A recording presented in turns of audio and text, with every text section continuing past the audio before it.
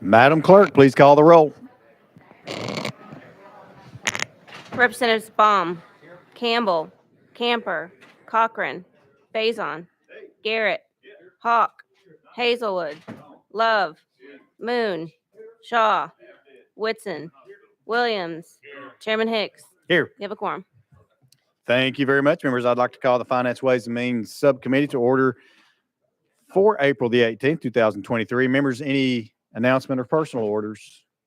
Hearing none and seeing none. All right, we're going to take up the first calendar. On our calendar today is going to be I've said that 3 times. The regular calendar. We have 26 bills on that calendar, including the addendum calendar. Now, following this calendar, then we'll take up the remaining calendars, which is the driver's license calendar, the behind the budget calendar, and then the special calendar. So that'll kind of be the flow which we hope to go. All the bills that will be moving out from this committee will be going to full committee soon thereafter this committee ends. Also, bills that are not taken up on any of these calendars, once we finish that particular calendar, all those bills will be taken off notice at that point. So with that, let's get started. Item number 1 on our calendar is going to be House Bill 1444 by Leader Lamberth. You have a motion and a second. Leader, I have an amendment drafting code 007464. Is that correct? Yes, sir, Mr. Chairman. All right. We have a motion and a second. You want to discuss the amendment, or you want to put it onto the bill and talk the bill as a whole? It makes the bill, Mr. Chairman, if you'd like to put it on first. All right, let's do that then. Members, any discussion on the amendment 007464? Hearing none and seeing none, we're now voting on that amendment going on to House Bill 1444. All those in favor say aye. All those opposed, no. The ayes have it. We're back on the bill as amended. Leader, you're recognized. Thank you, Mr. Chairman, members of the committee. This is somewhat of an omnibus bill. It covers a couple of technical changes within the code that are important, one of which deals with kind of a remnant in the code that would allow for one county to have a penalty that was reduced from every other county on DUI, so they could do 200 hours community service instead of the 48 hours in jail. I don't think that's fair. If there's a mandatory minimum out there across the state, it should apply to every county evenly. There's also an aspect of this that when we did the Truth in Sentencing bill, there was a type of vehicular homicide that was left out, and that's vehicular homicide where someone kills someone else in a vehicle and then leaves the scene. This would put that within that Truth in Sentencing at 100% if they are sentenced to a prison sentence. And then the third thing this does is we passed a bill earlier in the year that dealt with ladders falling off of vehicles. What we didn't include was other hard debris. And so this just kind of cleans that up and ensures that other hard debris, and we're very careful about this. A member mentioned that one of the earlier amendments could have included like rocks, mud, like small amounts of things. This is hard debris. So we're talking, somebody loses a table out of the back end of their vehicle and it hits another vehicle. They would potentially have a C misdemeanor. So it's like a speeding ticket, but it would allow an officer to address that issue. That's what it does. All right. Thank you, Leader. Members, you've heard the description of House Bill 1444. Any discussion? Hearing none and seeing none, we're now voting on House Bill 1444, moving on to full finance. All those in favor say aye. All those opposed, no. The ayes have it. House Bill 1444 moves to full finance. All right, that brings us to item number 2 on our calendars, House Bill 403 by Leader Lamberth. We have a motion to second. Looks like we have an amendment 007535. Is that correct? Yes, sir, Mr. Chairman. All right, you have a motion and a second on the amendment. Do you want to discuss the amendment, or do you want to put that one on? Mr. Chairman, it rewrites the bill if you'd like to put it on. All right, thank you. Any discussion on the amendment? Hearing none and seeing none, we're now voting on Amendment 7535 to House Bill 403. All those in favor say aye. All those opposed, no. The ayes have it. We're back on the bill as amended. Leader Lamberth, you're recognized. Thank you, Mr. Chairman, members of the committee. Many of y'all helped work on this for about 2 years. Several years ago, we made it legal for folks to derive products from hemp. Not marijuana, but hemp. And we were very specific in the code as to what that was. Since that time, technology has changed a bit. And many of the products that were derived from hemp, Delta 8, you've heard of out there, are extremely potent. They're, in fact, dangerous for children. We are seeing overdoses. These are not products that should be in the hands of children. Many of these products are much more powerful, quite frankly, than marijuana that you've heard about your whole life or alcohol. So there's no regulations on that whatsoever. A 7-year-old could walk into a grocery store or a gas station and buy these products and have very detrimental effects. So this bill puts guardrails on all of that. It puts the proper taxes in place. It puts the proper regulations and testing. And for adults that wish to partake in these products, it makes sure that there is going to be rules and regulations and labeling and packaging so that people actually know what they're buying. That's another problem right now, is there are people that are buying these products, and one day they may purchase something that has one effect and the other day have a drastically different effect. So that's in essence what the bill does. And the most latest amendment really deals with when the different rules would be promulgated and when they would go into effect over really about the next year and a half. All right. Thank you very much, Leader, for this description on House Bill 403. Any discussion? Hearing none and seeing none, we're now voting on House Bill 403, moving on to full finance. All those in favor say aye.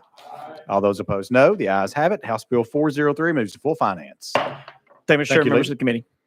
All right. That brings us to item number 3 on our calendar. It's going to be House Bill 952 by Chairman Boyd. We have a motion to second. Sir, you're recognized for a brief description. Thank you, Mr. Chairman, committee members. Since 2019, the Certificate of Need Reform Working Group has been meeting to make recommendations for how to reform Tennessee's Certificate of Need process. One of those recommendations is what this bill does. It consolidates the Health Facilities Commission, which is essentially the Certificate of Need Board, with the Board of Licensing and Healthcare Facilities into one board that will be called the Health Facilities Commission. Mr. Chairman, I'll take any questions. All right. Thank you, Chairman Boyd. Members, you've heard the description of House Bill 952. Any discussion? Hearing none and seeing none, we're now voting on House Bill 952, moving on to full finance. All those in favor say aye. All those opposed, no. The ayes have it. House Bill 952 moves to full finance. Thank you, Chairman and committee. Thank you, Chairman. All right, members, let's go to item number 5 on our calendar. Item number 5 on our calendar is going to be House Bill 472 by Chairman Crawford. 471, sir. 472. Okay. All right. This bill here is the. We have a motion to second. You have a motion to second to recognize, sir. This bill here is the dog bill. It's what it's been referred to. This is to make sure that dogs receive adequate shelter in the summertime as well as in the wintertime. It does have an amendment on it that excludes livestock and farm animals. So I'll be glad to answer any questions. All right. Thank you, Chairman Crawford. Members, you've heard the description of House Bill 472. Any discussion? Hearing none and seeing none, we're now voting on House Bill 472, moving on to full finance. All those in favor say aye. All those opposed, no. The ayes have it. House Bill 472 moves to full finance. Thank you, committee. Thank you, Chairman. All right. That brings us, members, to item number 6. Item number 6 is going to be House Bill 250 by Chairman Haston. You have a motion to second, sir. You're recognized for a brief description. Thank you, Mr. Chairman. This bill would extend the Tennessee Work Ready Opportunity Program that the General Assembly passed in 2021. This bill would continue to make available the ability for our high school seniors to take a nationally recognized career readiness assessment that directly connects our students to Tennessee businesses and the Tennessee workforce. With that, I'll be glad to answer any questions. All right. Thank you, Chairman. Members, you've heard the description of House Bill 250. Any discussion? Hearing none and seeing none, we're now voting on House Bill 250, moving on to full finance. All those in favor say aye. All those opposed, no. The ayes have it. House Bill 250 moves to full finance. Thank you, Chairman. Brings us to item number 7 on our calendars, House Bill 1072 by Chairman Haston. Do we have a motion? We have a motion to second. Chairman, it looks like we have an amendment drafting code 007345 that rewrites the bill. You're recognized, sir. I believe, is this the one that I don't know if we have to run this amendment? I think is this the one that we do need to run this Yep, amendment? this is the one we do Okay. need to run. All right. Yeah, 7345 is what I had. Okay, 7345. We have a motion and a second. It does rewrite the bill, so we will get it on to the original bill, and then we'll let you describe it. So any discussion on the amendment? Question's been called. Any objection to calling the question? Hearing none, seeing none, we're now voting on the amendment drafting code 007345 on the House Bill 1072. All those in favor say aye. All those opposed, no. The ayes have it. We're back on the bill as amended. Sir, you're recognized. Thank you. Most of you all are probably familiar with the Veteran Honor Guard groups that work in your area. You've probably seen them perform their duties at veteran funeral services or Veterans Day programs, Memorial Day events. Most of these Veteran Honor Guard groups have a very bare bones budget. What this bill does is establish the Veterans Honor Guard grant program that would allow for our Honor Guard groups to apply for grant funds to reimburse them for costs associated with the Honor Guard duties. And I'll just say this, I appreciate, we've had a lot of members get on behind this, and I couldn't have done this by myself. It's gotten a lot of momentum from a lot of members. I just appreciate the support on this bill. With that, I'll be glad to answer any questions. All right. Thank you, Chairman Haston. Members, you've heard the description. Any discussion? Representative Shaw. Thank you, Mr. Chairman, and thank you, Chairman, for bringing this. I know this has been a problem. Now, this will cover all of their expense, because we don't know how many funerals and things they'll have, but they can apply each time or for the year. How will it work? Chairman Hasty. Thank you. There's about 70 to 76 honor guards throughout the state. This is just a drop in the bucket for what they do. Right now they get no support really from the state. I mean, it's off of donations and this will just be up to probably around $900 to $1,000 that they can apply for to help with their costs, which won't cover anywhere close to what most of their costs would be, but it does help some. Representative Shaw. Thank you. Thank you for bringing this. Thank you. All right, further discussion. Again, we're on House Bill 1072. Hearing none and seeing none, we're now voting on House Bill 1072, moving on to full finance. All those in favor say aye. All those opposed, no. The ayes have it. House Bill 1072 moves to full finance. Thank you, Chairman Committee. Thank you. Brings us to item number 8 on our calendar. Item number 8 is House Bill 1476 by Chairman Hulsey. You have a motion to second, sir. You're recognized. Thank you, Mr. Chairman. Thank you, committee. Is there an amendment that goes on this? It is traveling, sir. You're good to go. Okay, thank you. This came out of the ad hoc meeting we had this past summer dealing with sentencing credits for inmates in the penitentiaries. And what this bill says is that for an inmate to receive sentencing credits, he has to complete a department-approved validated risk and needs assessment and then participate in the programming or employment that comes out of that assessment. All right. Thank you, Chairman Hulsey. Members, you've heard the description of House Bill 1476. Any discussion? Hearing none and seeing none, we're now voting on House Bill 1476, moving on to full finance. All those in favor say aye. All those opposed, no. The ayes have it. House Bill 1467 moves to full finance. Thank you, Chairman. 1476. Let me make sure I said that correctly. House Bill 1476 moves to full finance. All right. That brings us to item number 9 on our calendar. Chairman Kumar. I did not see the chairman. So without objection, we will roll him to the hill of this calendar. Without objection, so moved. Brings us to item number 11. Item number 11 on our calendars, House Bill 398 by Chair Lady Littleton. You have a motion to second. You are recognized, Chair Lady, for a brief description. Thank you, Mr. Chairman. This bill requires a court to order a mental health evaluation and treatment for juveniles who commit aggravated animal cruelty to domesticated cat or dog, and authorizes a court to punish a parent or guardian in contempt of court for failure to comply with the required court order. All right. Thank you, Chair Lady. Members, you've heard the description of House Bill 398. Any discussion? Hearing none and seeing none, we're now voting on House Bill 398, moving on to full finance. All those in favor say aye. All those opposed, no. The ayes have it. House Bill 398 moves to full finance. Thank you, Mr. Chairman and committee. Thank you. Item number 12 on our calendars, House Bill 432 by Chairman White. You have a motion and a second, sir. You're recognized for a brief description. Thank you, Chairman and Committee. This legislation creates a last dollar scholarship for prospective educators that covers the cost of tuition and mandatory fees for our undergraduate juniors and seniors that are planning on being teachers. And with that, I renew my motion. All right. Thank you, Chairman White. Members, you've heard the description of House Bill 432. Any discussion? Hearing none and seeing none, we're now voting on House Bill 432, moving on to full finance. All those in favor say aye. All those opposed, no. The ayes have it. House Bill 432 moves to full finance. All right. That brings us to item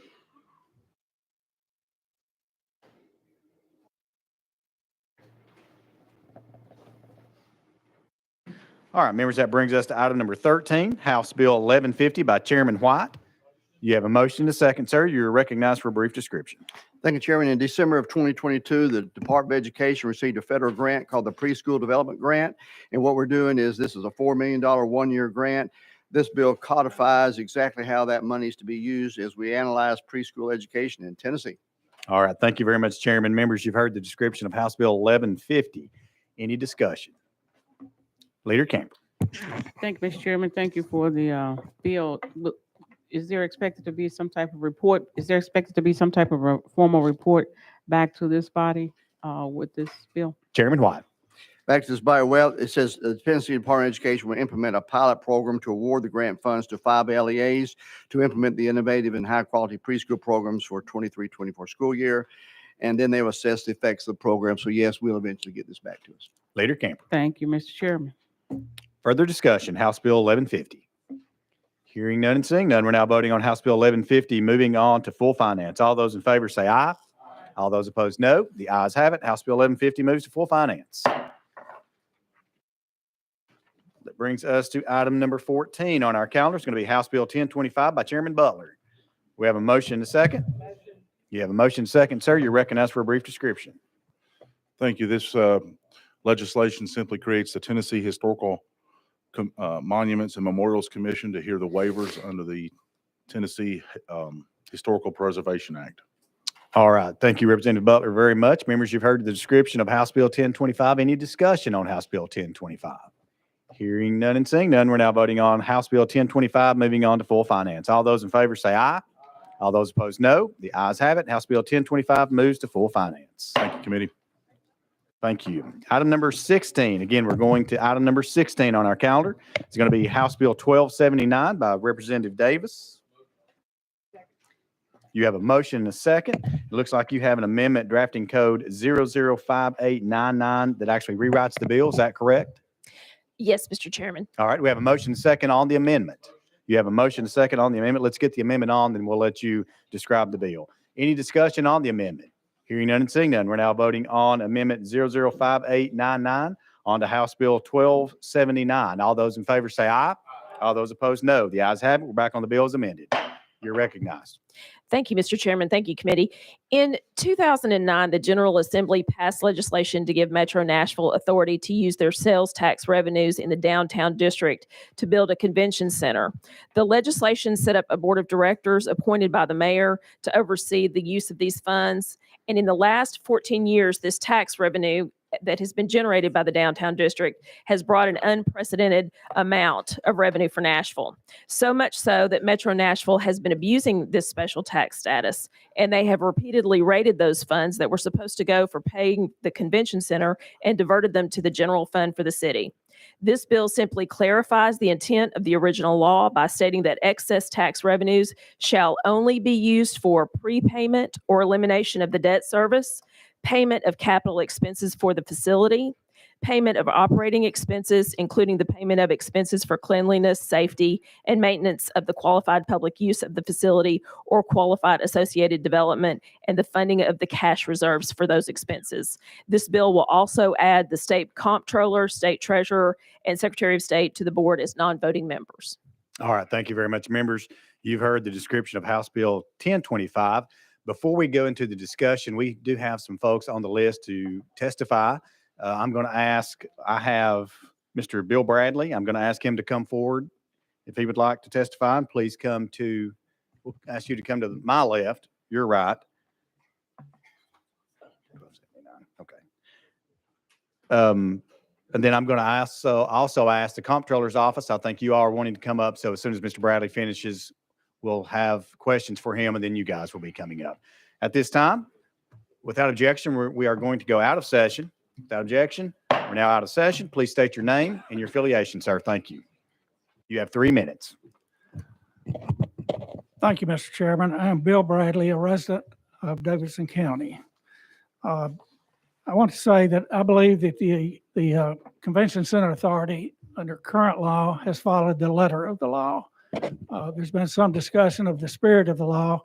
I don't see that laid out in print in the law.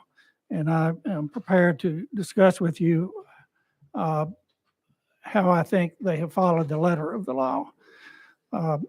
The bill as amended, I think, is a little unclear about the uses of the excess revenues.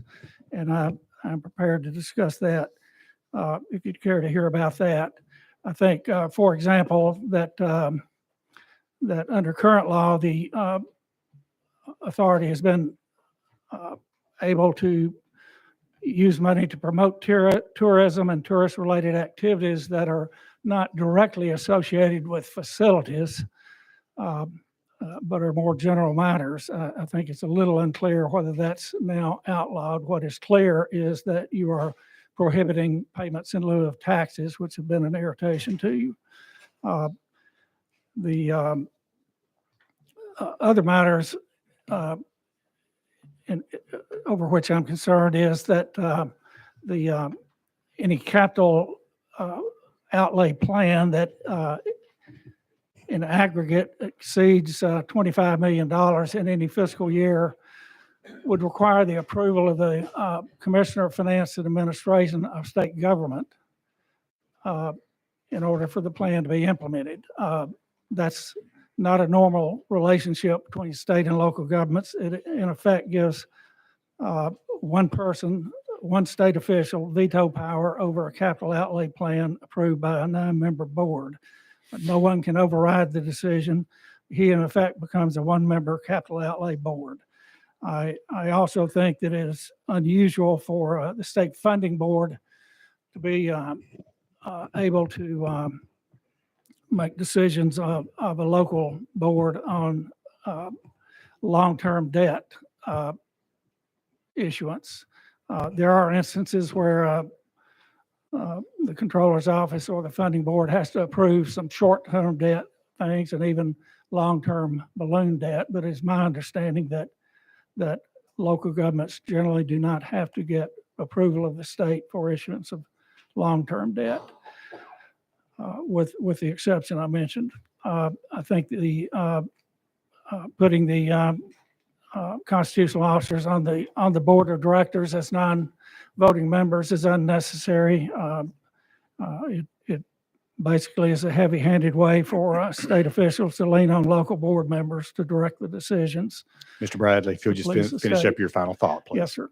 And that those are basically the points I wanted to raise. And should there be any questions, I'll be glad to answer them. All right. Thank you, Mr. Bradley. Members, any questions for our guest? Let's go to Chairman Williams. Thank you. I'll just back on the bill when we go back out of session. Okay. Later, Cameron. Thank you, Mr. Chairman. You mentioned something about the pilot dollars, the payment in lieu of taxes. You had some concern around that. Well, I'm not particularly concerned about that. It certainly will be something that Metro central government can no longer have availability of. But in my look at the financial statements and other information I had from the Music City Center, I think there've been some $113 million provided to Metro by the authority under various memoranda of understanding and the so-called pilot agreement, payment in lieu of taxes. Now, the way I look at it, approximately $50 million of the MOU money was for specific tourism-related purposes, which is allowable under current tax law. About 63 million of it was unspecified as to use by the authority. Metro had reasons, some reasons for which they were budgeting the money, but I think that 63 million is probably mostly the rub here. But I think it's clear under the amendment as drafted that pilot could not be done. Now, I think, in my view, and I'll take a moment to tell you why, if you'll allow me. I believe it was entirely legal to make the pilot payments, and that is because, and I'm paraphrasing in part and quoting in part, law at Tennessee Code annotated 7-89-118. Which provides that under current law, it actually requires the Convention Center Authority to pay any available net earnings to the organizing municipality after recognizing, in the view of the Board of Directors, that sufficient provision is made for full payment of expenses, bonds, and other obligations of the authority, including reserves for the expenses, bonds, and other obligations, end quote, and a quote, reserve for depreciation of any project or projects, end quote, of the authority in an amount determined by the board to be necessary and reasonable. So there are specific provisions in the tax laws of the various taxes involved in funding the operation as to what the money can be used for. Some of it can be used for debt service, but not other things. Some of it can be used for debt service and other things. The operating revenues of the authority are unrestricted. That is, the earnings they make from fees for using the facility, parking and the like, those are unrestricted.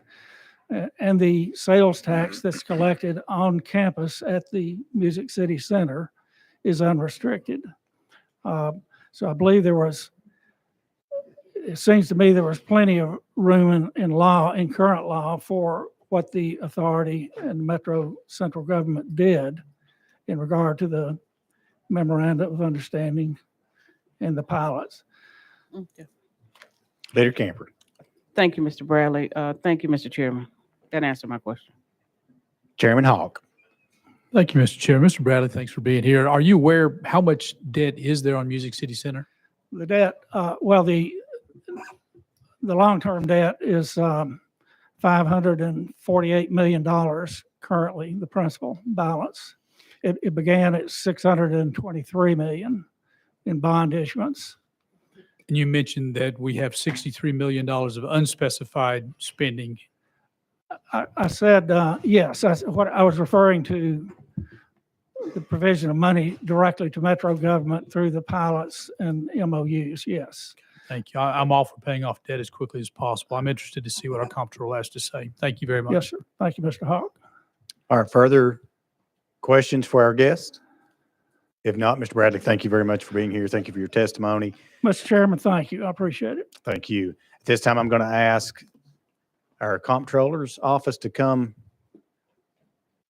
up, and you know the drill. If you'll just introduce yourselves.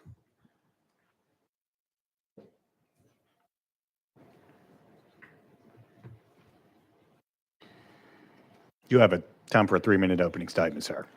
Thank you, Mr. Chairman, members of the committee. Jason Mumpower, comptroller. With me, our great comptroller emeritus, Justin Wilson, and Rachel Buckley, general counsel in the comptroller's office. It's great to be able to be here. I think we're here more to answer questions you may have than make a statement. But what I can tell you about this bill is that we have worked with the sponsor, both in the House and the Senate over the last several weeks. This bill has already passed the Senate. And from where this bill began, it is now in a shape where we can ensure there is no monetary default of any debt through this organization. There'll be no technical default of debt through this organization.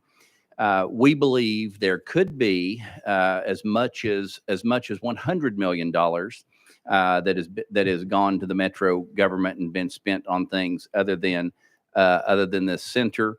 There's no doubt this center has been very successful, and there is no doubt that without the legislature having created the ability for this to exist back in 2009, it would not exist today. And so it's impossible to say that it's not proper for this legislature who created this entity and the setup for it to continue to revisit it occasionally to see how things are going.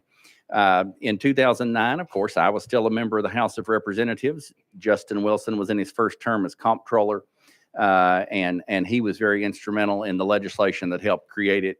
So, Justin, unless you have anything to add right now, members, we're most available for your questions. Okay, thank you very much. Do we have any questions for our guests? Chairman Williams. Thank you. Thank you, Comptroller, for being here. Thank you for coming to answer some questions today. Based upon when the legislature originally enacted this law to allow for Central Business District to be able to collect these additional revenues, the promise was made to the legislature, because I was here. They said, well, we don't have the ability to bond this project unless we have this other source of revenue. We've had these sources of revenue before this committee and the full committee and other entities across the state, and even last year. So do you think that by by adopting this bill in the House and in the Senate, that we're impugning their ability to be able to pay off this debt or to honor that debt? I would say, as a matter of fact, and I'll ask Comptroller Emeritus Wilson to expand on it. I would say that through this bill, you're probably going to see quicker repayment of the debt, not an impugning of the ability to pay the debt. This bill Let me turn that off. Correction, And Justin Wilson, your beloved has-been.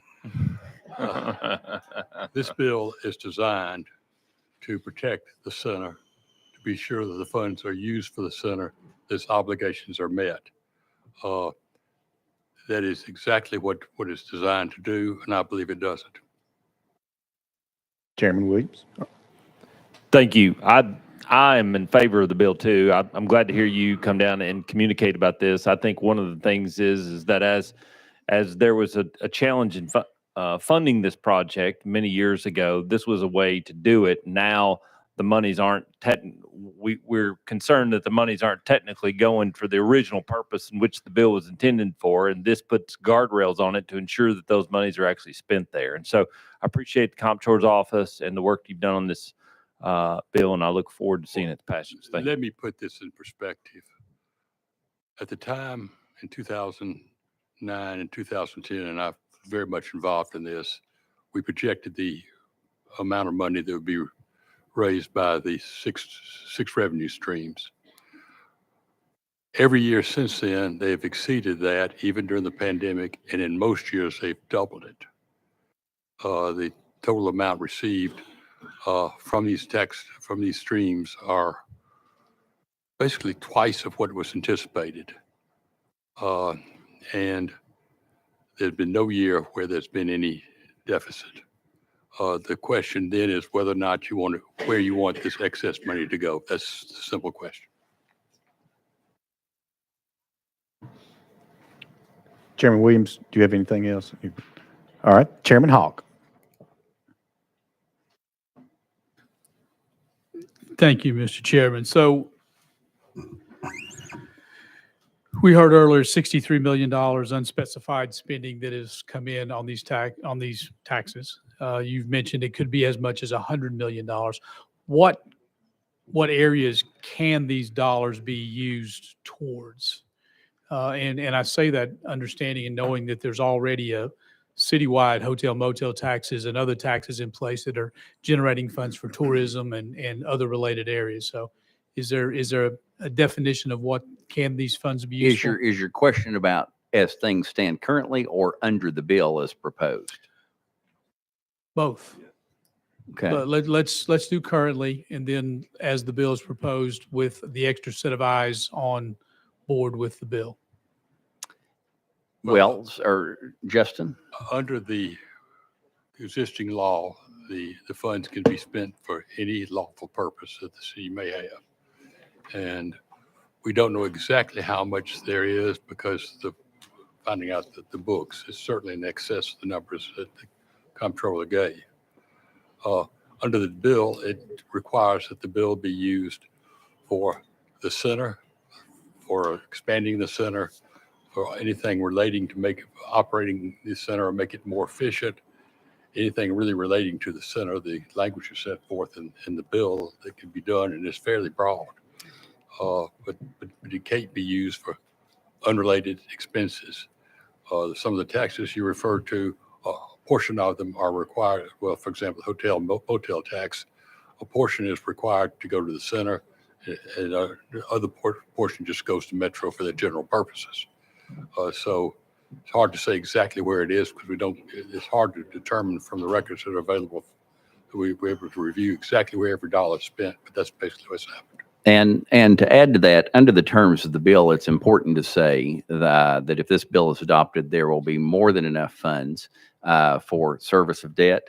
There'll be more than enough funds for operation and maintenance of the facility, and that what will not be allowed anymore is the use of funds for things that are unrelated.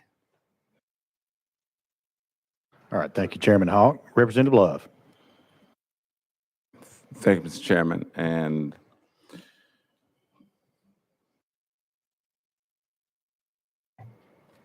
Just a general question here. To the best of your knowledge, what generated these funds? What kind of activities? Tourist-related activities has been extraordinary. Nashville has had an extraordinary boom that's hard to believe since 2000.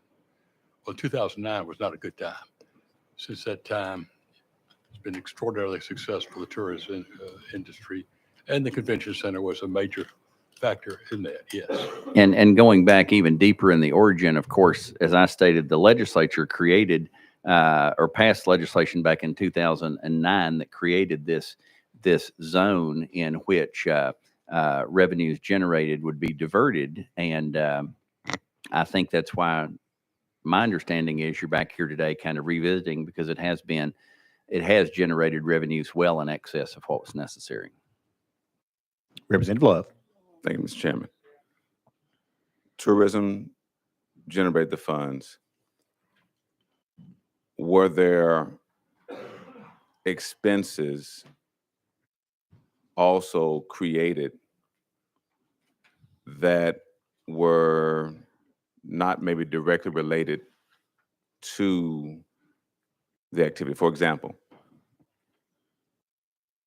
I've been here a good portion of my whole life. I've watched the downtown area develop. I've also seen an increased law enforcement present downtown to deal with the increased population of people downtown. That's an extra expense that is sort of related to tourism, but not directly related to it, because it's not dealing with the cost of the bond issue. It's not dealing with the maintenance of the building. And so were there other unrelated expenses generated by the influx of people coming to Nashville, to your knowledge? I understand your question. Let me try to answer it. The convention center, under an agreement with the city of Nashville, entered into a pilot agreement, which is valid, in existence. It currently pays $16 million. Well, last year, we don't know what it is this year. Last year, it paid $16,800,000 for purposes that could very well be this purpose. I mean, normally you have a payment in lieu of taxes is to provide the basic services around the facility, such as police protection and that sort of thing. So this $16.8 million, Metro can, and in my view, should use that for those sort of expenses. And that's an important point, Mr. Chairman and members. I think we can speak to the pilot question that was asked just a moment ago. But I also want to add, Representative Love, to your question is that under this bill, money can be used for payment of expenses for cleanliness, safety, and maintenance of the qualified public use facility or qualified associated development. So again, and Mr. Chairman, I know Representative Camper previously had a question about the pilot, and Rachel Buckley, our general counsel, may be able to address that if you'd like to hear that too. Okay. Rachel Buckley, General Counsel for the Comptroller's Office. Yes, I think there may have been some concern about whether the pilot payments would be allowed under this bill. And yes, they would, because this bill does allow for the convention center to pay for any debt and to pay for any contractual commitments. And a pilot would be a contractual commitment. So that would be an allowed payment under this bill. And so to the extent that Representative Love asked about police protection, the Metro government can, will, and as the Comptroller Emeritus said, should perhaps use that money towards law enforcement. Representative Love. Thank you for those answers. I live not too far, in a general sense, from the downtown area. What I have noticed in the last 5 to 7 years is an increase of buildings and units constructed that facilitate and hotels right? Facilitate people being able to stay there and then travel downtown and other places. I think the difficulty that may be experienced by some is quantifying that outside of that business district, tourism still creates expenses in the city, in neighborhoods, because visitors don't always stay downtown. They travel downtown and spend money downtown, which is why we try to capture those dollars there. But there are other expenses that are incurred rather, by the city and by the neighborhoods that are in close proximity to that area. When you're talking about Germantown and North Nashville and these areas, these are close to downtown. And so for me, that's my concern, is that these expenses that the city may have incurred and neighborhoods may have incurred don't always reflect on the balance sheet of what is an expense downtown. If I'm not mistaken, last year, there was even legislation brought to allow an extra amount of tax to be collected on items like T-shirts sold downtown to specifically allow for cleanup downtown. And so I know that there's a lot of expense downtown, but I do also know that there are other expenses that a city incurs outside of the specific area where those taxes are collected that oftentimes don't reflect on that balance sheet. And part of the challenge and responsibility, I think, of the city is to have that balance, because the neighborhoods get impacted by the traffic. And so it's a double-edged sword, right? Because cities want tourist dollars to help offset expenses or to increase growth, and not always put that on the back of their residents. But it does come with a cost. It comes with a cost of traffic congestion. It comes with a cost of increased delays when construction is being prioritized. So those are my concerns. And thank you for answering the question about what could be used in these payments. Thank you. And just in response to that, I hear you and certainly understand. I'm not, and I understand that concern. I'm not sure in particular how that necessarily is involved with this bill, because people who stay at Opryland also come downtown, or and this bill is about a specific place. But certainly your concern is in the scope of the city valid. Representative Love? Yes. Well, my concern was about the effect of the bill now not allowing the city to use it for certain other expenses. And so if there are neighborhood enhancement grants that the city wants to give to help beautify neighborhoods that experience some of this extra growth, that's not allowed under this, is there? Not in excess of the pilot. Okay. No. All right. Thank you. All right. Chair Lady Hazelwood. Okay. Leader Camper. Thank you, Mr. Chairman. Thank you, Comptroller, and my beloved Comptroller, for being here. I really appreciate you commenting that and clarifying, I should say, that the funds are being used lawfully. So I really appreciate that. But I got a question about, you said earlier when in 2009, when this was being thought about and created, that the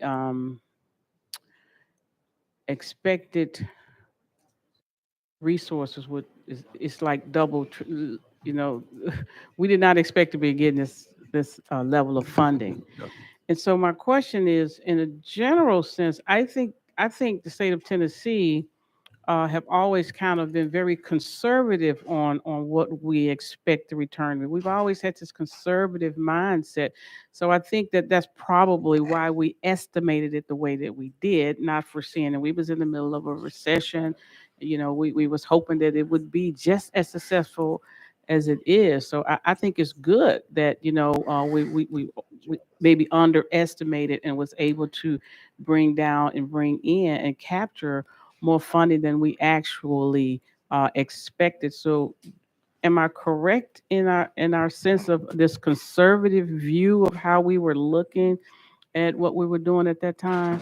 From my personal experience, because I was involved in the initial, you're absolutely correct. The city initially came with the projections that I was quite concerned would not adequately support the debt. And while this is not generally a general obligation of the city, it is a revenue bond, and the city's reputation will be in effect. The time that we did this, we attempted to have 105% of the expected cost, and that was the intention. And then that 5% could be used for reserves, or basically, the thought process was all the different things that could happen that you didn't necessarily want to finance. But it's now perhaps twice of what it was. In fact, the estimates, the amount shown in the bond documents and the actual amounts received, there's a difference of over $450 million. $450 million. Now, the city, I mean, because the center has over $225,000 in reserves of one sort or another, or cash, or available for other spending. The other money has been spent on a variety of purposes, which the best I can tell are entirely legal, but do not necessarily relate to the center. Leader Camper. Thank you for the explanation. All right. Any other questions for the comptroller? Seeing none, thank you all very much for being here. Thank you for your testimony. Without objection, we will at this time go back into session. Okay, we're back into session. We're back on the bill, and we will go to the sponsor. Representative Davis, any follow-up? I would just appreciate a favorable vote. All right. Representative Love. Thank you, Mr. Chairman. And to the sponsor, in your opening remarks, you used the word abused when referring to how the city has used the funds, if I'm not mistaken. Abuse is a strong word. And I would just like clarification or explanation of how, when you say abused, that's very strong. And so how has the city abused these funds? Well, and I appreciate the question. Recognize. For me personally, I think as a fiduciary agent, and anytime we take any taxpayer dollars, we have a duty and a responsibility to use those taxpayer dollars wisely. When this was passed in 2009, it was specifically set up, those revenue streams were set up, those privilege taxes were created for that Music City Center. And I feel that obligation needs to go back to the Music City Center. Whenever we tell taxpayers, listen, we're going to add a tax to you, we need to ensure that trust that they have given us is not misplaced. And so it's critical that the taxpayer dollars that we take in, that they are spent wisely and to go back to specifically what we told them that we were going to spend them for. Representative Love. I think for me, words are powerful. Unwisely is different from abused. Taxpayer dollars came in, comptroller gave us responses to questions about what was allowed. And those dollars were allowed to be used for what they were spent for. That's not abuse. Because again, I'm just saying, for me, abuse is a strong word because there's an implication and there's also an indictment in that either there was some illegal spending, there was some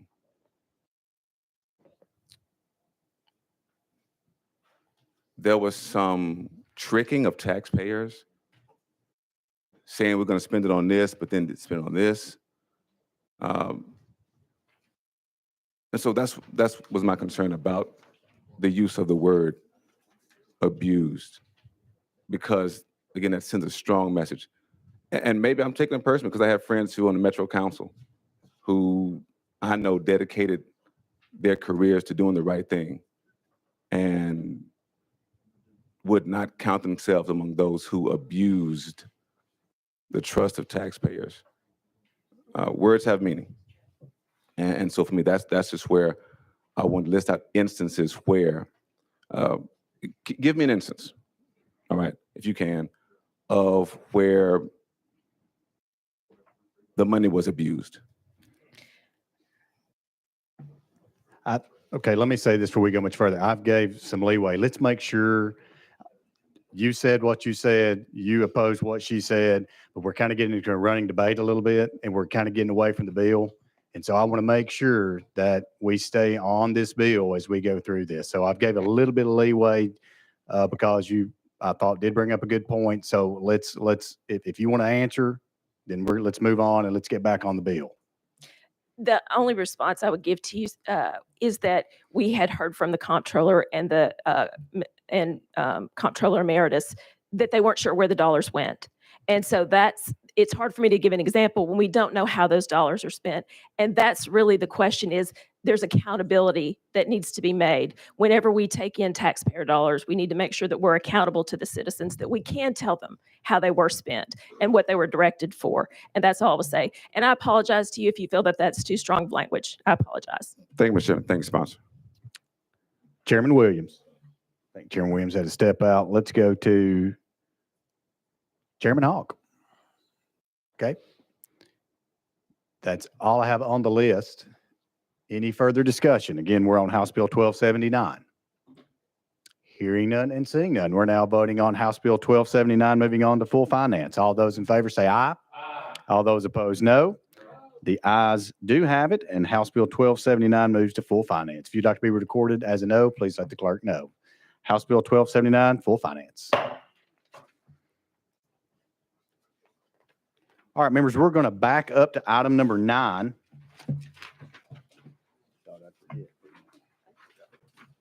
All right, item number 9 on our calendar is going to be House Bill 1317 by Chairman Kumar. You have a motion to second. You're recognized, sir, for a brief description. Thank you, Mr. Chairman. House Bill 1317 reorganizes and makes improvements to the pharmacy board. It adds 2 more members to the board that will bring the needed expertise, including a pharmacy technician for the first time, as well as another practicing pharmacist. It strengthens and streamlines the function of the board, and it enhances qualifications of the members. It specifies the duties of the executive director and allows advisory rulings as well as licensing of pharmacy intern. These are much needed and long due improvements that are necessary. All right. Thank you, Chairman Kumar. Members, you've heard the description of House Bill 1317. Any discussion? Hearing none and seeing none. We're now voting on House Bill 1317, moving on to full finance. All those in favor say aye.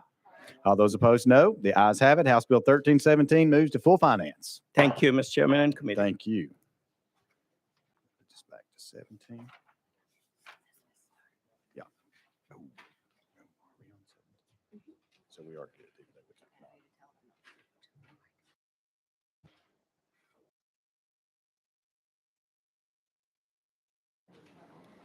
All right, members, that brings us to item number 17. Item number 17 on our calendar is going to be House Bill 975 by Representative Glenn. You have a motion to second. And there is an amendment that has been filed, drafting code 004912. Is that correct, sir? That is correct, Mr. Chairman. Okay, we have a motion and second on the amendment. You have a motion and a second. Okay, Representative, do you want to explain the amendment, or do you want to go ahead and get it on the bill and get it in the proper posture? Get it on the bill. All right. Members, any discussion on the amendment? Hearing none, seeing none, we're now voting on the amendment drafting code 004912 on the House Bill 975. All those in favor say aye. All those opposed, no. The ayes have it. We're back on the bill as amended. Sir, you're recognized. Thank you, Mr. Chairman. Thank you, committee. This bill is real simple. Right now, a retired teacher can teach up to 120 days without it affecting their pension. All this bill does is allow them to go beyond 120 days to help us with the teacher shortage. All right. Thank you, Representative Glenn, for this description. Members, any discussion? House Bill 975. Hearing none and seeing none, we're now voting on House Bill 975, moving on to full finance. All those in favor say aye. All those opposed, no. The ayes have it. House Bill 975 moves to full finance. Thank you, Mr. Chair. Thank you, Thank you, committee. sir. All right. Item number 19 on our calendar is House Bill 496 by Representative Martin. Representative Brock Martin, you have a motion and a second, sir. You're recognized for a brief description. Thank you, Chairman and Committee. This bill is regard to current law. There's no statute for the time frame for health licensure boards to issue a license. This simply puts a 60-day window in place for those licensures to be submitted back to the individual. All right. Thank you, Representative Martin. Members, you've heard the description of House Bill 496. Any discussion? Hearing none and seeing none, we're now voting on House Bill 496, moving on to full finance. All those in favor say aye. All those opposed, no. The ayes have it. House Bill 496 moves to full finance. Thank you, Chairman and Committee. Thank you.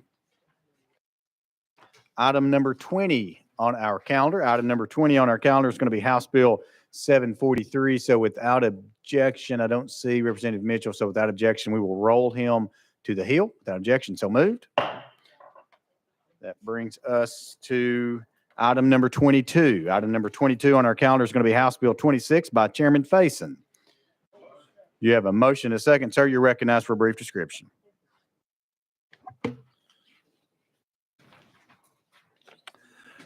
Thank you, Mr. Chair. Committee, this bill would allow somebody who's been incarcerated in prison for a period of time, when they get out, to be able to hold their fines and fees back for 180 days if they petition the clerk until they get themselves established. All right. Thank you, Chairman Faison. Members, you've heard the description of House Bill 26. Any discussion? Hearing none and seeing none, we're now voting on House Bill 26, moving on to full finance. All those in favor say aye. All those opposed say no. The ayes have it. House Bill 26 moves to full finance.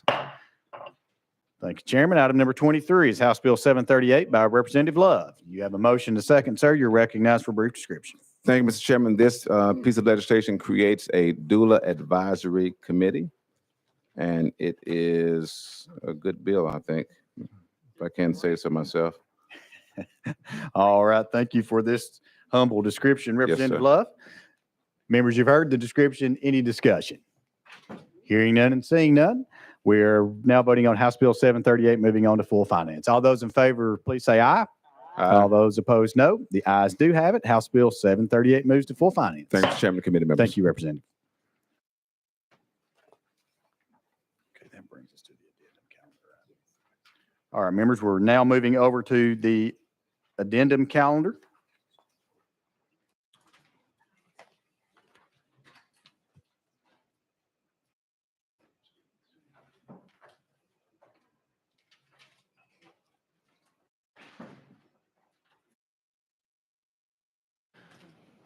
All right, members, item number 25 on our calendar is going to be House Bill 271 by Representative Hicks of Washington.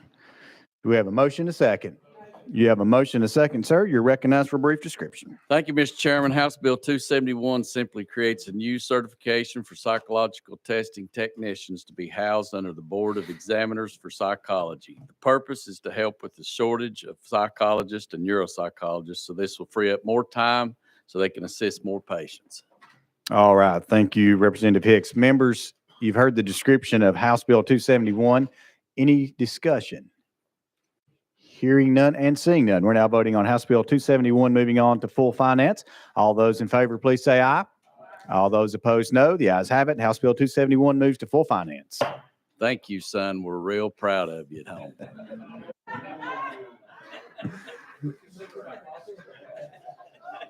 Thanks, Granddad. So we're waiting on.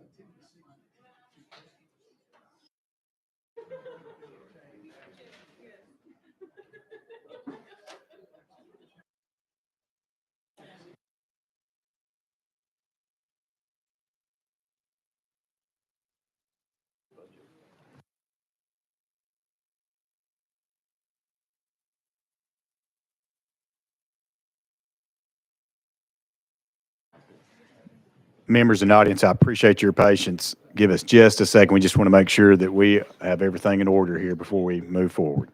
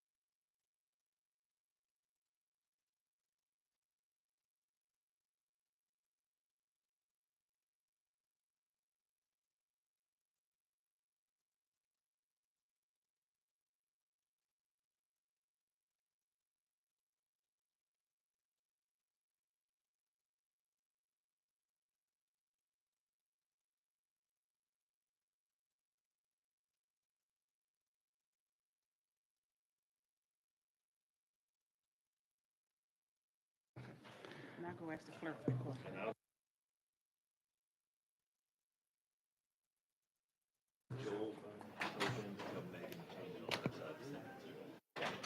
All right, members, audience, at this time, we're going to take a 5-minute recess. So without objection, we stand in recess.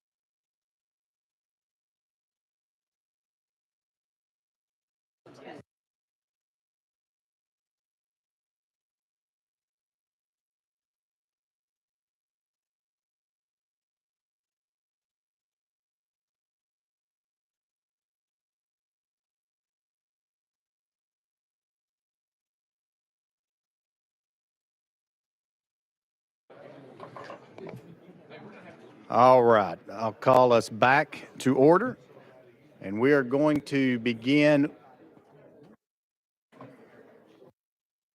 first, and then we'll get.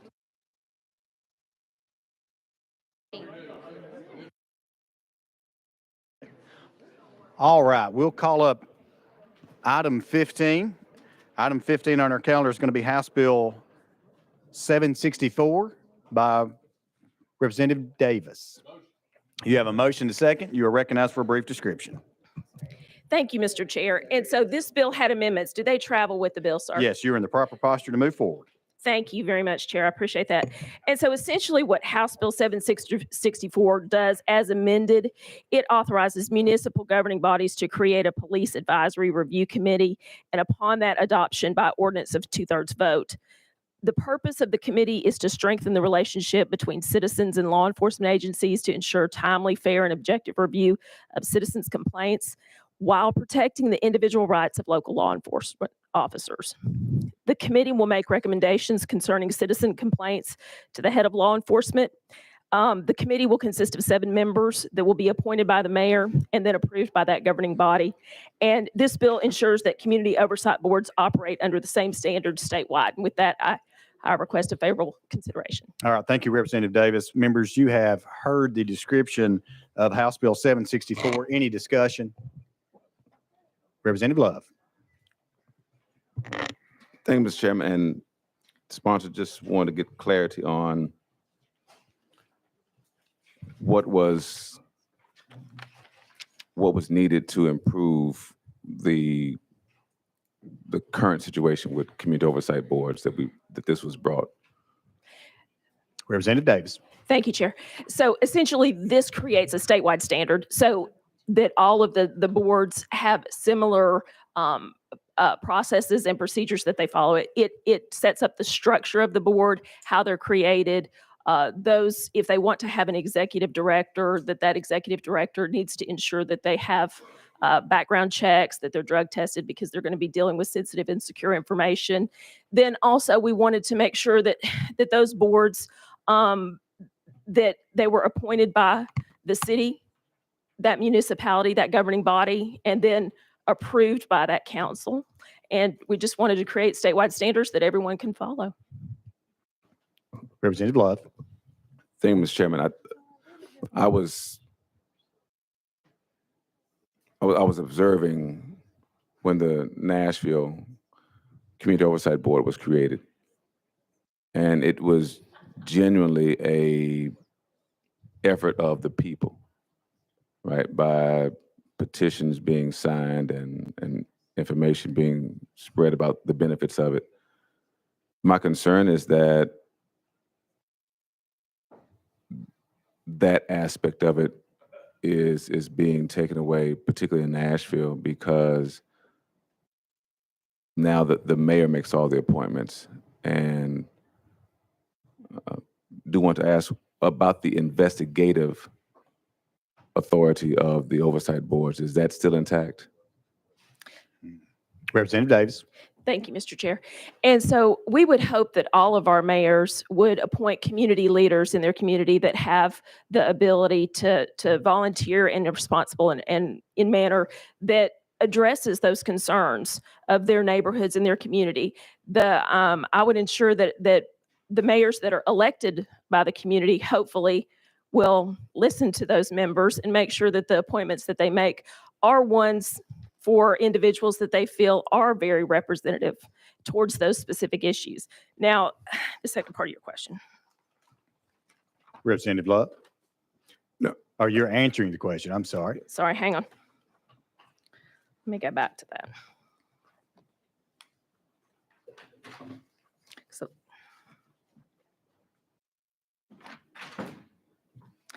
So the way that that process works is they would receive a complaint.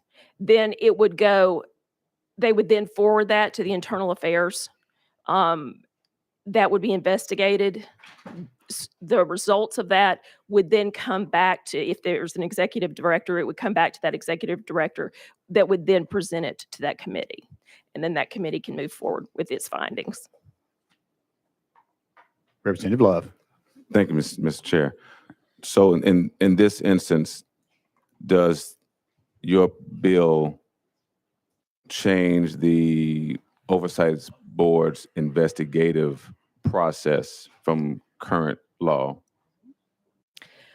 Well, currently, there's not a statewide law that addresses these advisory review committees. What we did was we drafted this language from what Knoxville has with their police advisory review committee. That's kind of the language and the process and the framework that we used to create this statewide law. Representative Love. And thank you, Mr. Chair, for your space you give me on this. My concern is that there may be oversight boards that have a different process that allows them to have more input in the investigative process, and now using this as a standard may create difficulties. So let me ask this question. Notwithstanding that that's probably where you represent, I assume, Knoxville area. Yes, sir. Any reason why that was chosen as the model for how oversight boards should have statewide application? Representative Davis. Thank you, Mr. Chair. It's worked very well. And so it was one that we felt like that was a good model to use. Okay. Thank you, Mr. Chair. Thank you. Thank you. Okay, further discussion on House Bill 764. Hearing none and seeing none, we're now voting on House Bill 764, moving on to full finance. All those in favor, please say aye. All those opposed say no. The ayes have it. House Bill 764 moves to full finance. If you'd like to be recorded as a no, please let the clerk know so. All right, that brings us to item number 20. Item number 20 on our calendars, House Bill 743 by Representative Mitchell. You have a motion, a second, sir. You're recognized for a brief description. Thank you, Mr. Chairman. Yeah, this is a simple bill. Back when Metro government was formed in Nashville, there was the city limits and then the county. One of the compromises was the only place that could be a liquor store was in the city limits. And over the years, there's been annexation of properties to reach out into the old county area where liquor stores now are allowed, where they've been annexed into the urban services district versus the general services district. The difference in the two is higher taxes in the urban services district, and you get street lights and you get garbage pickup. Most people in the general services district don't want the street lights. We don't want any wires in our neighborhoods. So right now, a lot of the area, and probably I'd say 75% of this area we're talking about is my house district now, and some of Representative Hemmer's house district now. All this would allow is for liquor stores to go in any part of the county now instead of just in the urban service district. All right. Thank you, Representative Mitchell. Members, you've heard the description of House Bill 743. Any discussion? Hearing none and seeing none, we're now voting on House Bill 743, moving on to full finance. All those in favor say aye. All those opposed, no. The ayes have it. House Bill 743 moves to full finance. I appreciate your patience, committee. Thank you.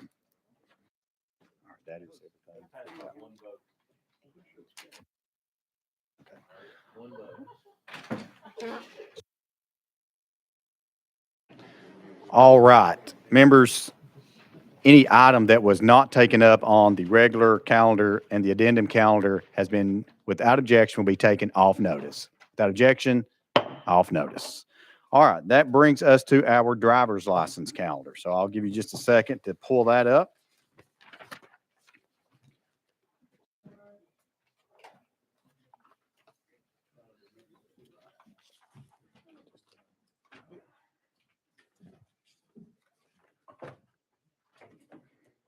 All right. Item number 1 on our driver's license calendar is going to be House Bill 88 by Speaker Pro Tem Marsh. You have a motion and a second, sir. You're recognized for a brief description on House Bill 88. Thank you, Thank you, Mr. Chairman. This is a pro-veteran bill that will allow current military personnel or veterans within 1 year of honorable discharge to help acquire a commercial driver's license. If they've got a honorable discharge, they don't have to take the written test to get a CDL license in Tennessee. They already are exempt from the driving test. So this just will help give us more drivers in the state of Tennessee. All right. Thank you very much, Speaker Marsh. Members, you've heard the description of House Bill 88. Any discussion? Question's been called. Any objection? Call the question. Hearing none, seeing none. We're now voting on House Bill 88, moving on to full finance. All those in favor, please say aye. All those opposed, no. The ayes have it. House Bill 88 moves to full finance. Thank you, Speaker. Thank you. All right. That brings us to item number 3. Item number 3 on our calendar is House Bill 78 by Leader Lambert. You do have a motion and a second on House Bill 78, and you're recognized for a brief description. Thank you, Mr. Chairman. And this is an administration bill that deals with driver's license revocation periods, and specifically would deal with the length of the revocation, matching it up with the amount of insurance that they would have to have. So if somebody gets a DUI right now, for whatever reason, it's required that they have SR22 insurance for 3 years, even though their license is only revoked for 1. We're just freeing this up so that the insurance companies can make that determination with their own customer instead of the state requiring that. And it does some other technical changes, but that's the biggest one. Okay. Thank you, Leader. Members, you've heard the description of House Bill 78. Any discussion? Hearing none, seeing none, we're now voting on House Bill 78, moving on to full finance. All those in favor, please say aye.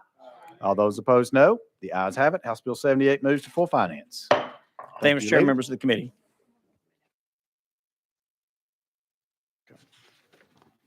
All right, members, that brings us to item number 4, and that's House Bill 485 by Chairman Boyd. And without objection, we will roll this one to the Hill. Without objection, so moved. That brings us to item number 7. Item number 7 is going to be House Bill 929 by Representative McKenzie. And without objection, we'll roll that one to the Hill.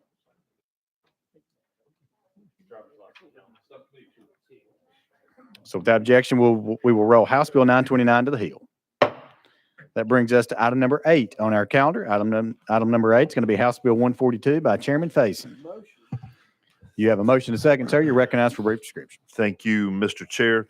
Committee, this is a bill for people with commercial license for driving who also have to have a hazmat. They come due at separate times. This puts parity in them. So next year when one is due, the next one's due at the same time, and all the truckers like it. All right. Members, you've heard the description of House Bill 142. Any discussion? Hearing none and seeing none, we're now voting on House Bill 142, moving on to full finance. All those in favor, please say aye. All those opposed, no. The ayes have it. House Bill 142 moves to full finance.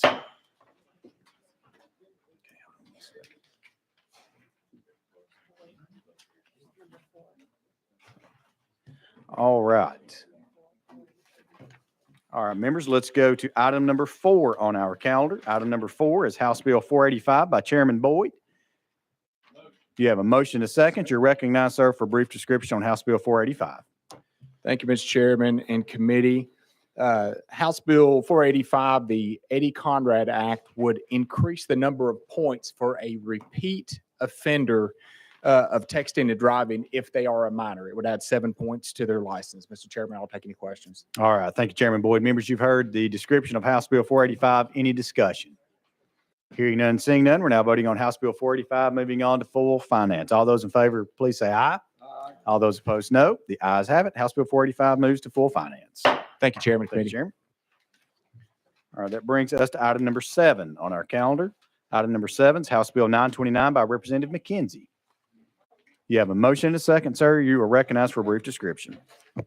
Thank you, Mr. Chair. This bill simply deletes a statement that says or foster care. So what it does basically is allow all children under 18 in state custody the ability to get their driver's license without a fee. Yeah. All right. Thank you very much. Members, you've heard the description of House Bill 929. Any discussion? Hearing none and seeing none, we're now voting on House Bill 929, moving on to full finance. All those in favor, please say aye. All those opposed, no. The ayes have it. House Bill 929 moves to full finance. Thank you, Mr. Chair and Thank committee. you. Sam, I like that. I adopted a child out of DCS. I would have loved to have had that.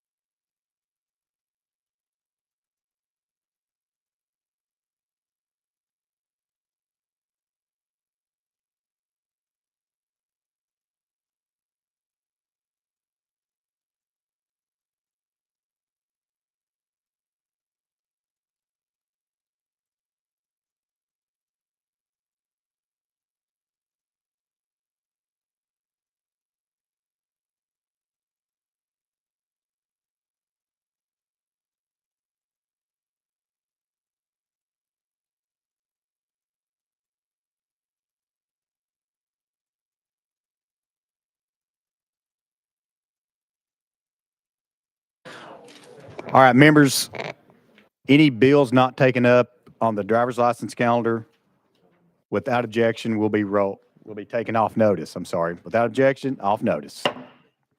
All right, that brings us to our next calendar.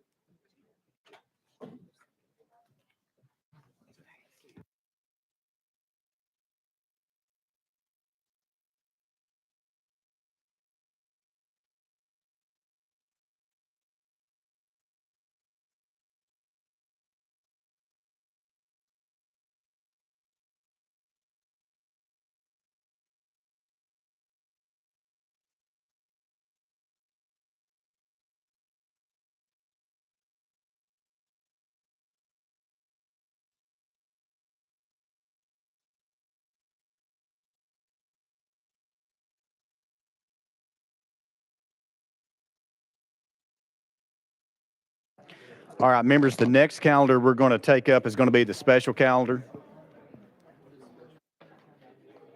However, the bills on this calendar will be referred back to the clerk's desk. So without objection, the remaining bills on the special calendar are referred back to the clerk's desk.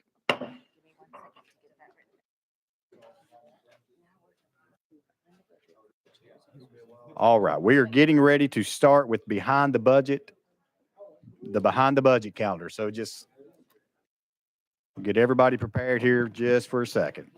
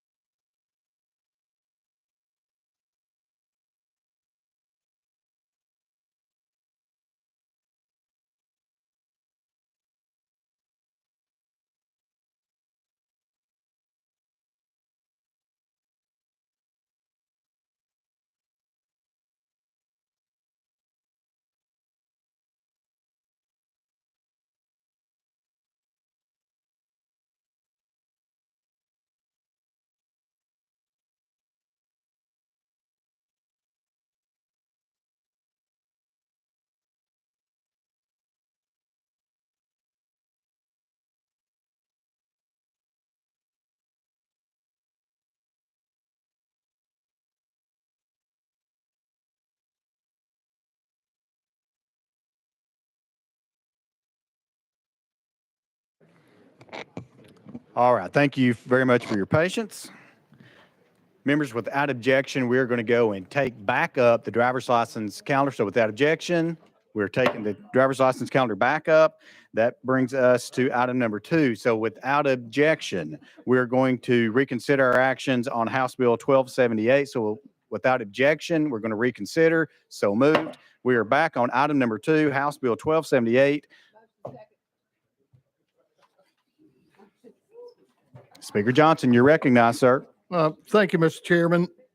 House Bill 1272 lowers the minimum visual acuity requirement for drivers of non-commercial vehicles from 2040 to 2050. All right, thank you very much. And Speaker Johnson, I felt bad about leaving it off until you said the wrong number. So now I don't feel as bad. It was 1278, House Bill 1278. Is that what you have? That's what I had. All Yes, sir. right. All righty. Members, you've heard that description of House Bill 1278. Any discussion?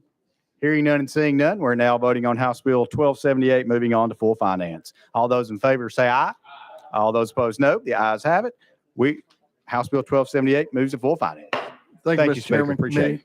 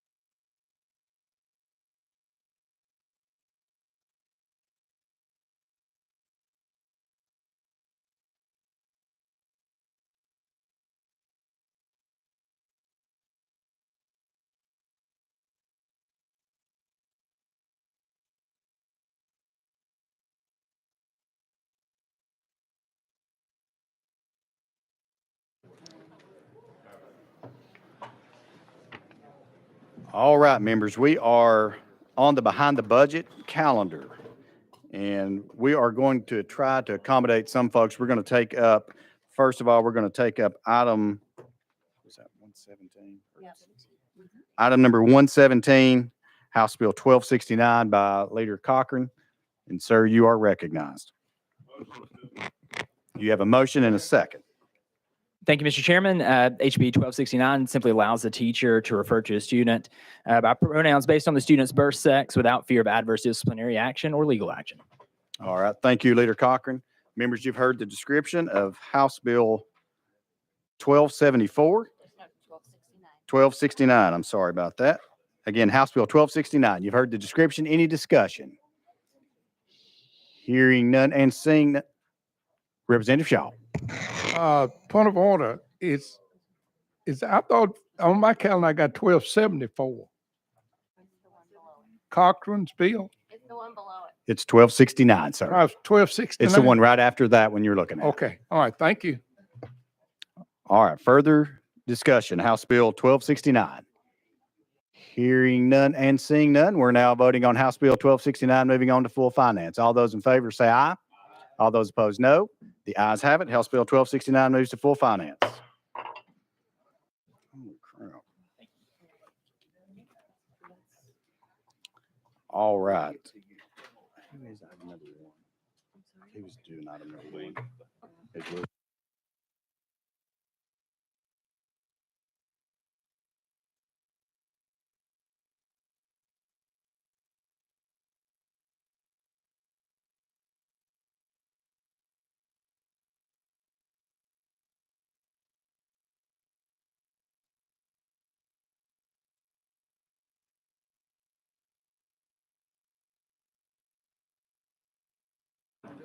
All right, that brings us, members, to item number one. Item number one's House Bill 983 by Chairman Haston. You have a motion and a second. You are recognized, sir. Thank you, Mr. Chairman. Currently, Tennessee teachers have had to use sick leave days and vacation days to take parental leave for a new child. This legislation would guarantee the payment of the teacher's salary for a 6-week period if they qualify in the event of a birth, adoption, or stillbirth of a child. With that, I'll be glad to answer any questions. All right, thank you, Chairman Haston. Members, you've heard the description of House Bill 983. Any discussion? Hearing none and seeing none, we're now voting on House Bill 983, moving on to full finance. All those in favor, please say aye. All those opposed, no. The ayes have it. House Bill 983 moves to full finance. Thank you, Chairman, Committee. Thank you, Chairman. Item number two is going to be by Chairman Hurt. That's going to be item number two, House Bill 1031. You have a motion and a second, sir. You're recognized on House Bill 1031 for a brief description.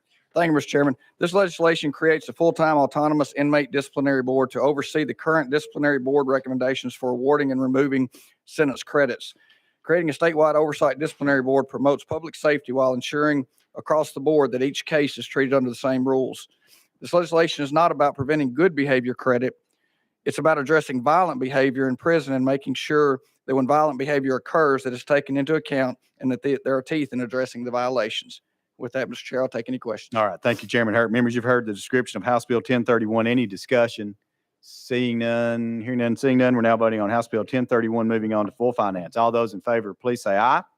All those opposed, no. The ayes have it. House Bill 1031 moves to full finance. Thank you, Mr. Chair and Committee. Item number three on our calendars, House Bill 1030 by Chairman Doggett. We have a motion to second. We have a motion to second. Sir, you're recognized for a brief description on House Bill 1030. Thank you, Mr. Chairman and committee. This bill is amended, makes changes to the current repeat violent offender law. It's also vital for holding repeat violent offenders accountable for their actions while also protecting victims and the public. All right. Thank you, Chairman. Members, you've heard the description of House Bill 1030. Any discussion? Hearing none and seeing none, we're now voting on House Bill 1030, moving on to full finance. All those in favor, please say aye. All those opposed, no. The ayes have it. House Bill 1030 moves to full finance. Thank you, Chairman. Mr. Chairman? Yes, sir. I've got about 5 more bills, just trying to save you the trouble if you want me to just to stay put and we can go through those or. All right. Let's go to item number 24. Item number 24 on our calendar is going to be House Bill 702, also by Chairman Doggett. You have a motion and a second, sir. You are recognized. Again, this is item number 24. Thank you, Mr. Chairman. What we're seeking to do is enhance the punishment for the sale, manufacture, delivery, and possession with the intent to sell, manufacture, or deliver fentanyl and fentanyl analogs from a Class C felony to a Class B felony for any amount 0.5 grams or more, but less than 15 grams and for any amount less than 0.5 grams if a weapon is involved or if the offense resulted in a death or serious bodily injury to another person. All right. Thank you, Chairman, very much. Members, you've heard the description of House Bill 702. Any discussion? Hearing none and seeing none, we're now voting on House Bill 702, moving on to full finance. All those in favor, please say aye. All those opposed, no. The ayes have it. House Bill 702 moves to full finance. Thank you very much. Thank you, Chairman.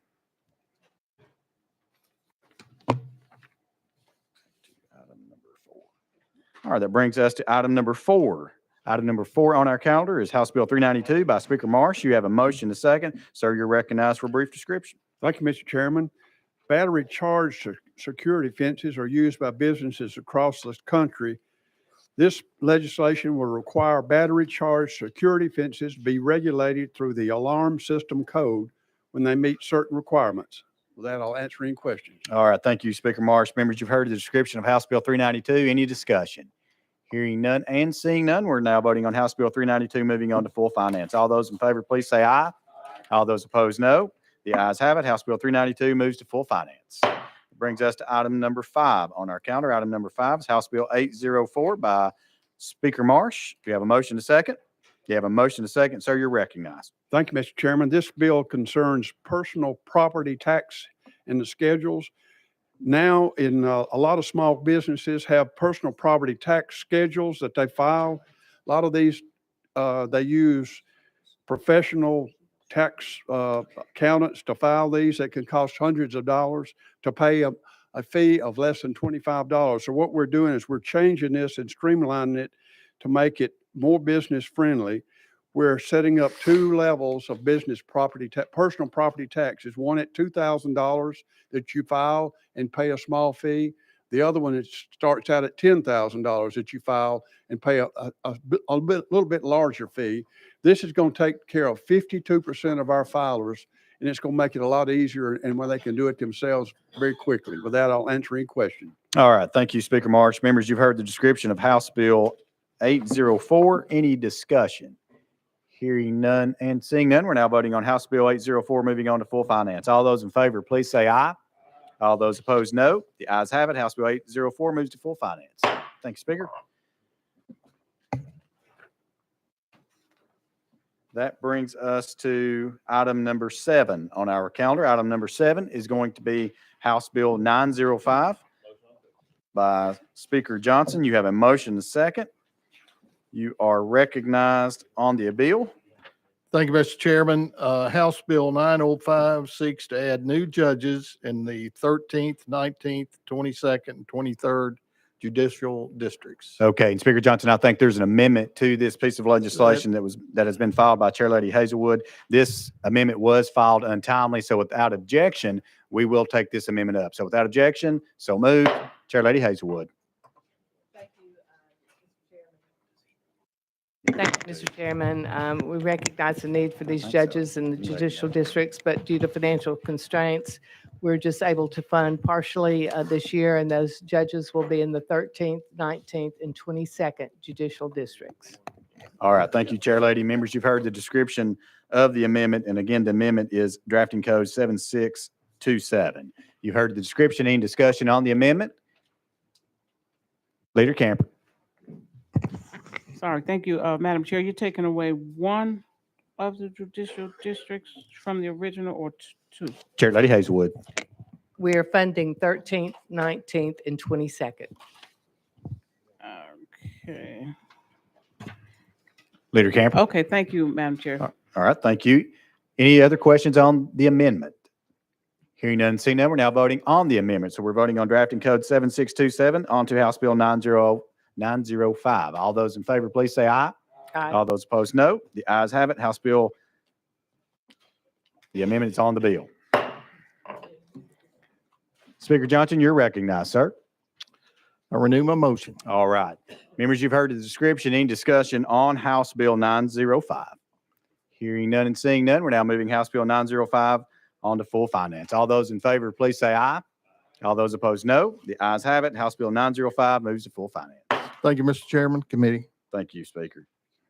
All right, that brings us to item number 8. That is House Bill 831. So without objection, we will roll this one to the Hill. Without objection, so moved. We're going to roll them to the Hill. Brings us to item number 9. Item number 9 is House Bill 806 by Leader Lamberth. Without objection, we'll roll this to the Hill. That brings us to item number 10, House Bill 385 by Leader Lamberth. Without objection, we'll roll this one to the Hill. That brings us to item number 12. Item number 12 is House Bill 27. Without objection, we'll roll this one to the Hill. That brings us to item number 15. Item number 15 is House Bill 1119 by Chairman Carr.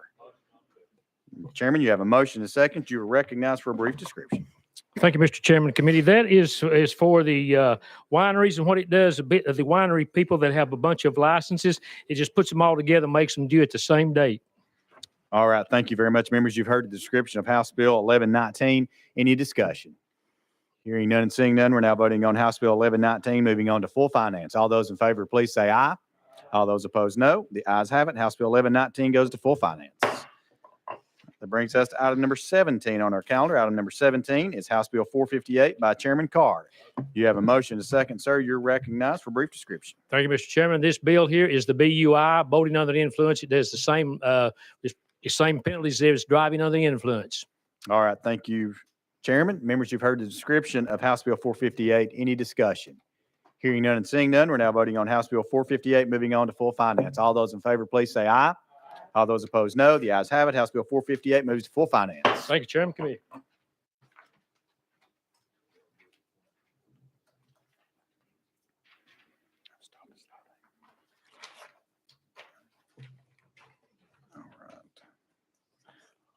All right, that brings us to item number 27. Item number 27 on our calendar is going to be House Bill 1357 by Chairman Farmer. I saw Chairman Farmer just a second ago. He was standing. Let's see if he's out in the hall.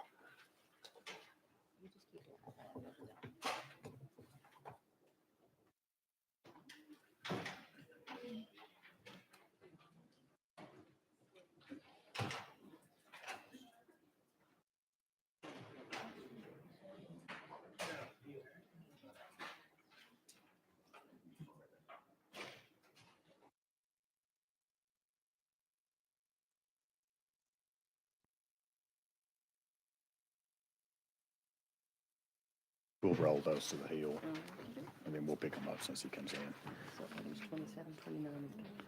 All right, that brings us to item number 27, House Bill 1357. Without objection, we'll roll this one to the hill.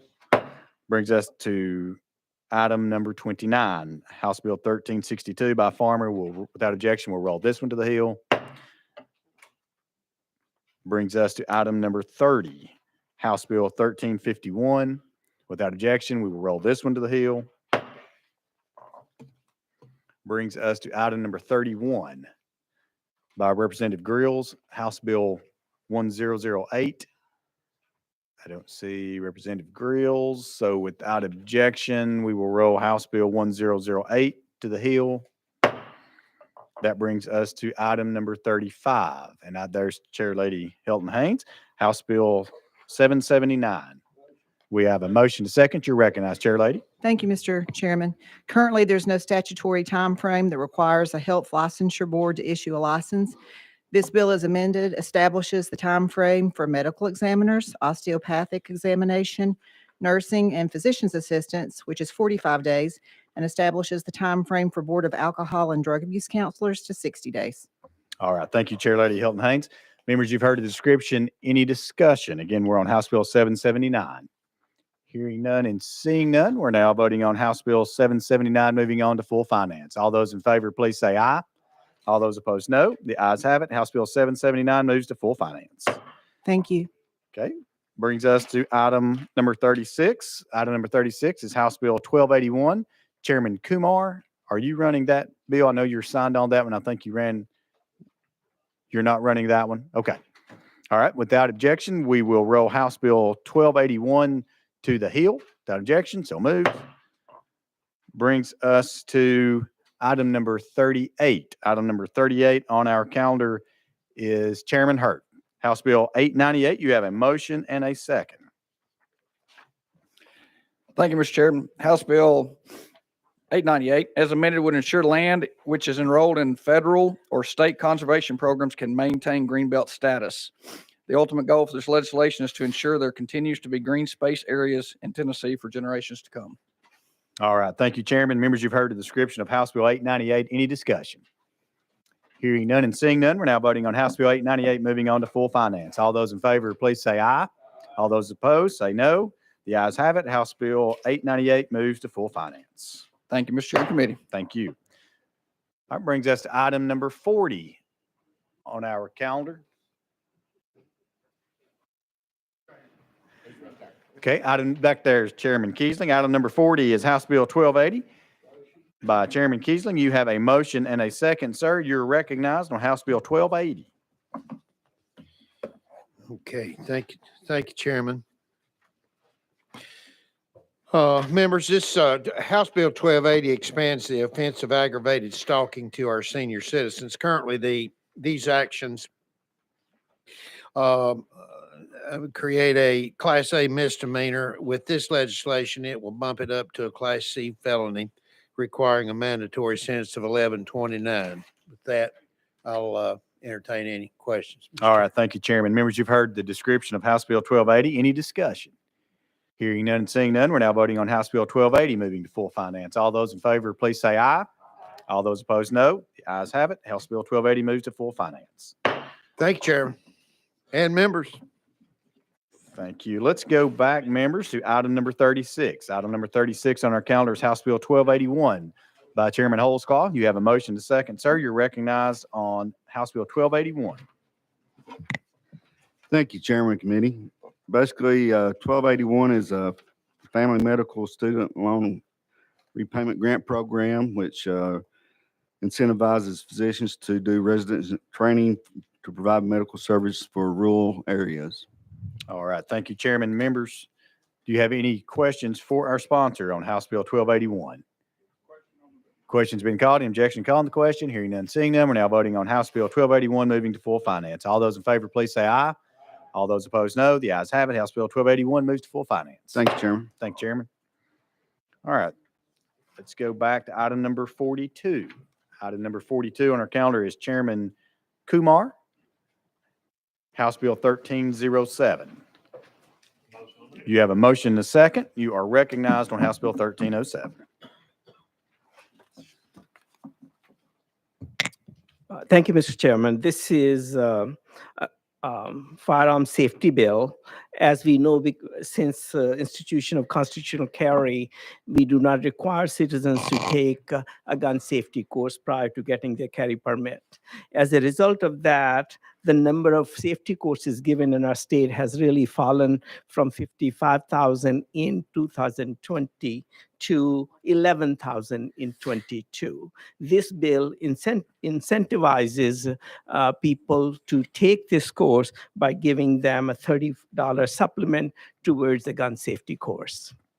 Thank you. All right. Thank you, Chairman Kumar. Members, you've heard the description of House Bill 1307. Any discussion?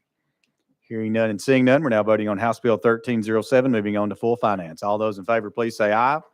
All those opposed, say no. The ayes have it. House Bill 1307 moves to full finance. Thank you, Mr. Chairman. All right. That brings us, thank you. That brings us to item number 44, House Bill 874 by Chairman Lafferty. You have a motion to second, sir. You're recognized for a brief description on House Bill 874. Thank you, Chairman. Thank you, committee. This bill would allow any willing provider, meaning any laboratory, to do lab work for hospitals or patients that need the lab work done that are outside of, say, their insurance carrier's insurer. And with that, I'll take any questions. All right. Thank you, Chairman Lafferty. Members, you've heard the description of House Bill 874. Any discussion? Hearing none and seeing none, we're now voting on House Bill 874, moving on to full finance. All those in favor, please say aye. All those opposed, no. The ayes have it. House Bill 874 moves to full finance. Thank you, Chair. Thank you, committee. Thank you, Chairman.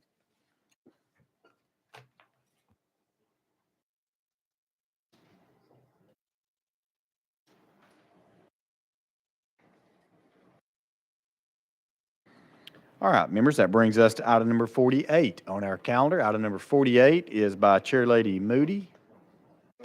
I don't see Chair Lady Moody. So without objection, we will roll this bill to the Hill. So without objection, House Bill 634 to the Hill. That item number 48.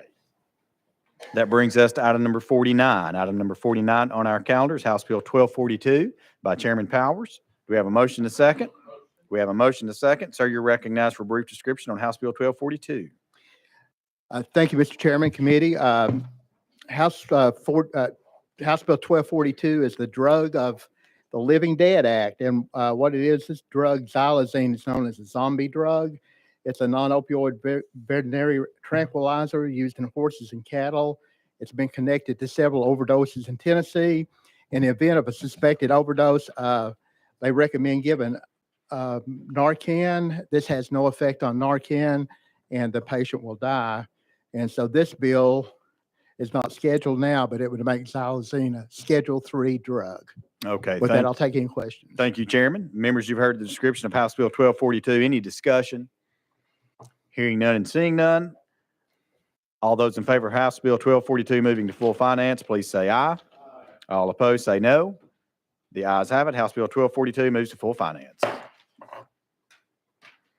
All right, that brings us to item number 51. Item number 51 on our calendars, House Bill 993 by Chairman Powers. You have a motion, a second. You're recognized for a brief description. Okay, I'll be glad to do that. We skipped one, 50, House Bill 50. House Bill 51. 51. Okay. I'm going to go with your number. Okay, House. Do we have a motion to second? You have a motion to second on House Bill 993, item 51. Gotcha. House Bill 993 is the Primacy Act. What it is, in 2018, the General Assembly enacted the Primacy and Reclamation Act of Tennessee, directing the governor to pursue state oversight of the act known as primacy. And the state's effort to obtain primacy will learn that the sites were under bonded and at $33 million, the federal government is liable that would be transferred to us. So in light of that, this bill would postpone our efforts to obtain primacy, and we be assured that the underbonding is addressed by the federal government. And with that, Mr. Chairman, take any questions. All right, thank you, Chairman Powers. Members, you've heard the description of House Bill 993. Any discussion? Hearing none, seeing none, we're now voting on House Bill 993, moving on to full finance. All those in favor, please say aye. All opposed, no. The ayes have it. House Bill 993 moves to full finance. Thank you, Chairman. Thank you. That brings us to item number 53. Item number 53 on our calendars, House Bill 1346 by Chairman Powers. We have a motion to second. You're recognized, sir, for a brief description.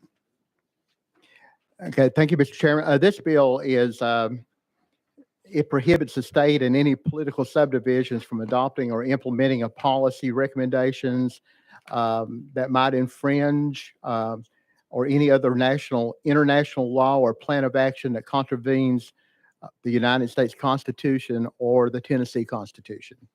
With that, I'll take any questions. Thank you, Chairman Powers. Members, you've heard the description of House Bill 1346. Any discussion?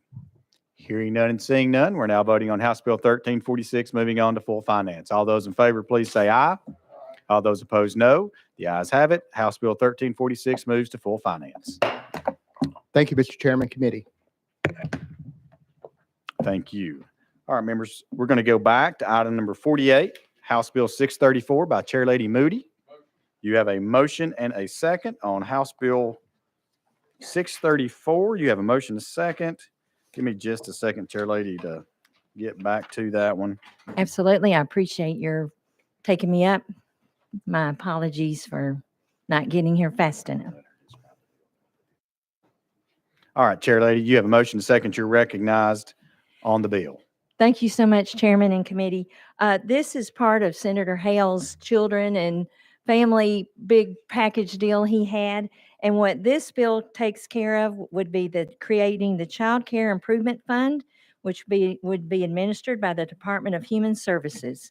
All right, thank you, Chair Lady. And there is an amendment that has been filed. It was an untimely filed, so without objection to the untimely filed, we will entertain the amendment. So without objection, so moved. We're back on the amendment, and the amendment is filed by Chair Lady Hazelwood. That's Amendment 7661. Chair Lady, is that what you have? Okay. Yes, Mr. Chairman, that's what I have. Do we have a motion and a second on the amendment? We have a motion and a second. And Chair Lady Hazelwood, you're recognized. Thank you, Mr. Chairman. This amendment just makes this a pilot program to be administered by DHS. It will run from July 1 of 23 to June 30 of 26. And it sets up the fund, requires DHS to disperse grants each fiscal year from the fund that will go to nonprofit organizations to establish new or to make improvements to existing child care agency. It requires the treasurer to invest the money of the fund, and it authorizes the Commissioner of F&A to review annual reports on the fund submitted by DHS. All right. Thank you, Chair Lady. Members, you've heard the description of the amendment. Any discussion on the amendment? Hearing none and seeing none, we're now voting on Amendment 007661 on to House Bill 634. All those in favor, please say aye. Aye. All those opposed, no. The ayes have it. The amendment goes on the bill, and we're back on the bill And we are back to the sponsor. If anything you would like to add. No, I appreciate extra eyes on and things and suggestions, and I appreciate it. And I will pass on the good news. All right, great. Members, you've heard the description of House Bill 634. Any discussion? Hearing none and seeing none, we're now voting on House Bill 634, moving on to full finance. All those in favor, please say aye. Aye. All those that are opposed, please say no. The ayes have it. House Bill 634 moves to full finance. Thank you very much. Thank you. All right, that brings us to item number 56 on our calendar. Item number 56 is House Bill 170 by Chairman Reagan. You have a motion to second, sir. You are recognized for a brief description. Thank you, Mr. Chair. This bill prevents local governments from denying a land use permit based on a law that might pass. It rejects the pending ordinance doctrine that was in a Tennessee Supreme Court case in '87 and allows that land use owners have the full right to expect full use of their property on laws that exist at the time they are intending to use it. It prevents local governments from saying, we might pass this law in the future and therefore you can't use your land as you choose. With that explanation, I stand ready for questions. Okay, thank you, Chairman Reagan. Members, you've heard the description of House Bill 170. Any discussion? Chair Lady Hazelwood. Chairman Reagan, I fully support this bill. I just have a question. What about the time period between the time an ordinance is passed and the effective date? How would that be handled? Chairman Reagan. Thank you, Mr. Chair. The intent of the bill is to eliminate the time between a bill is under or an ordinance is under consideration. If the ordinance is passed, the assumption that it would go into effect is, I think, a valid assumption. All right, so even if it was, the effective date was a month in the future, you would expect that this bill would not preclude the enforcement of that ordinance in that period of time? Chairman Reagan. Thank you. Pending local government regulations on how they expect their approvals to be made. Most of the time, ordinances, unlike our laws, do not require governor's signature or the county executives and so forth signatures. If that were the case, it would have to be until the signature. But if there is no requirement beyond the ordinance being passed, I would expect that it's going to be observed. Thank you. Further discussion. Again, we're on House Bill 170. Hearing none and seeing none, we're now voting on House Bill 170, moving on to full finance. All those in favor, please say aye. All those opposed, no. The ayes have it. House Bill 170 moves to full finance. Thank you, Chairman. Thank you, Committee Chair. All right, that brings us to Chairman Reedy on item number 57, House Bill 40, item number 57 by Chairman Reedy. We have a motion to second. You're recognized, sir, for a brief description. Thank you, Mr. Chairman. And as amended prohibits sanctioned non-residential aliens, sanctioned foreign businesses, sanctioned foreign governments, or their agents, trustees, fiduciaries from acquiring real property in Tennessee if their respective country is on the Office of Foreign Assets Control of the United States Department of Treasury Sanctions Program and Country Information List. All right. Thank you, Chairman Reedy. Members, you've heard the description of House Bill 40. Any discussion? Hearing none and seeing none, we're now voting on House Bill 40, moving on to full finance. All those in favor, please say aye. All those opposed, no. The ayes have it. House Bill 40 moves to full finance. Thank you, Chairman. Thank you, Chairman. Brings us to item number 58. Item number 58 is House Bill 592 by Chairman Reedy. You've got a motion to second. You're recognized for a brief description, sir. Thank you, Mr. Chairman and committee. What this will do is repeal the Soil Scientists Licensure Act of 2009. All right. Thank you, Chairman. Members, you've heard the description. Any discussion? And I do want to personally say, Chairman Reedy, thank you. I know I had a constituent that gave you a call, and I know you accommodated him and spoke with him, and I certainly do appreciate that. Honored to And do I so. think it certainly made the bill a lot better. So thank you for your hard work on this. Any discussion on House Bill 592? Hearing none and seeing none, we're now voting on House Bill 592, moving on to full finance. All those in favor, please say aye. All those opposed, no. The ayes have it. House Bill 592 moves on to full finance. Thank you, Chairman and committee. I'm not sure what I just said. All right, that brings us to item number 61. Item number 61 on our calendars, House Bill 828 by Chairman Rudd. You have a motion to second, sir. You are recognized for a brief description on House Bill 828.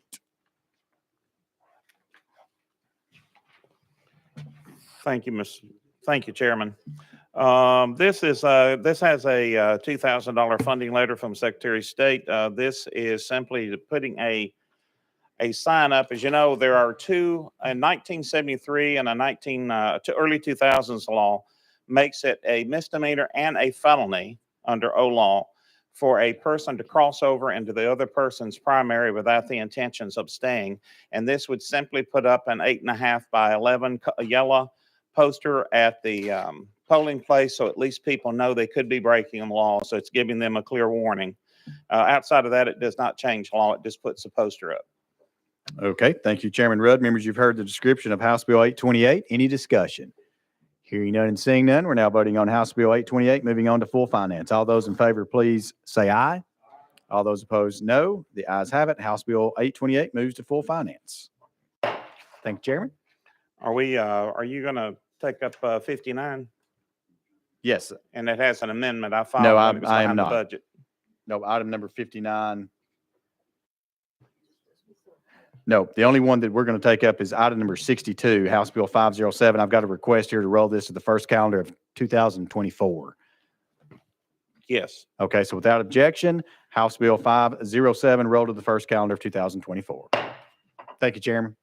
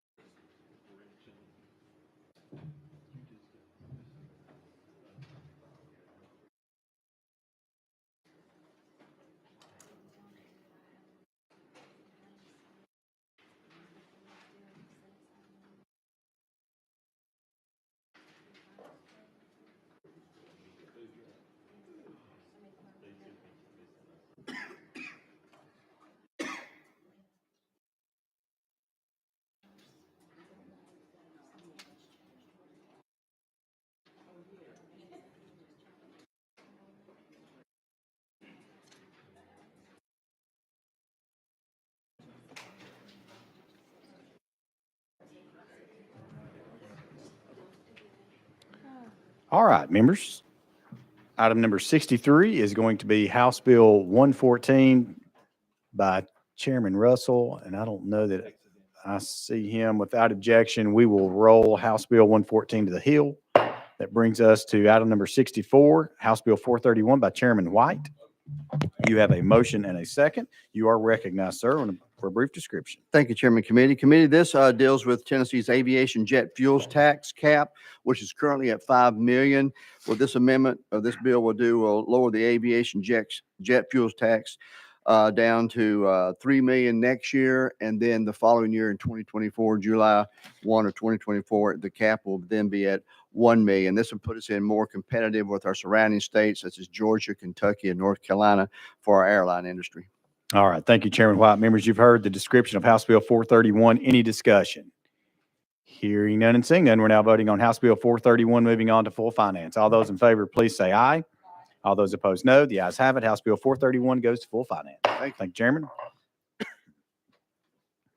Brings us to item number 66, House Bill 1286.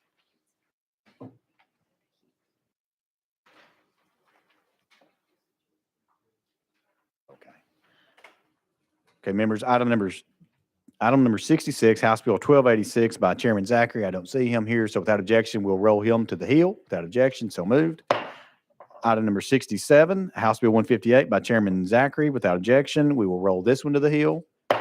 That brings us to item number 68. Item number 68 is House Bill 355 by Representative Alexander.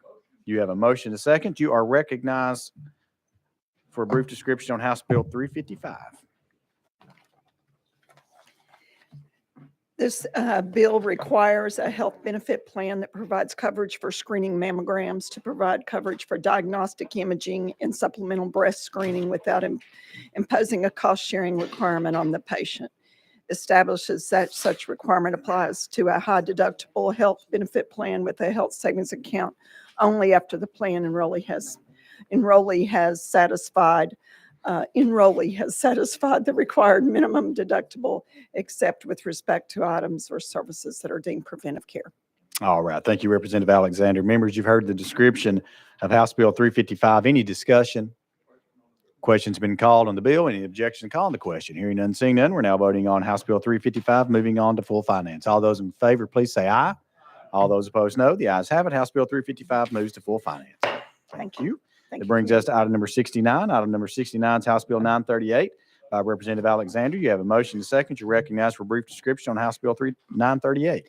This authorizes owners of real property used primarily for agriculture purposes who reside in a territory previously annexed by a municipal ordinance that was not annexed through a referendum or a request of the property owner to petition the municipality to de-annex such property under certain circumstances. All right. Thank you, Representative Alexander.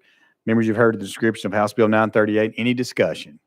Hearing none and seeing none, we're now voting on House Bill 938, moving on to full finance. All those in favor, please say aye. All those opposed, no. The ayes have it. House Bill 938 moves to full finance. Thank you, Chairman. Thank you. All right. That brings us to item number 72. Item number 72 is by Representative Sherrill. This is House Bill 1153. We have a motion, a second. We have a motion, a second. You're recognized, sir, for a brief description on House Bill 1153. Thank you, Chairman and members. This bill is for Warren County, Tennessee, where they're building a new National Guard armory there in Warren County, and they want to name this new armory after Major General Terry Max Haston. All right. Thank you very much for this description of House Bill 1153. Members, any discussion? Hearing none and seeing none, we're now voting on House Bill 1153, moving on to full finance. All those in favor, please say aye. All those opposed, no. The ayes have it. House Bill 1153 moves to full finance. Thank you, Chairman and members.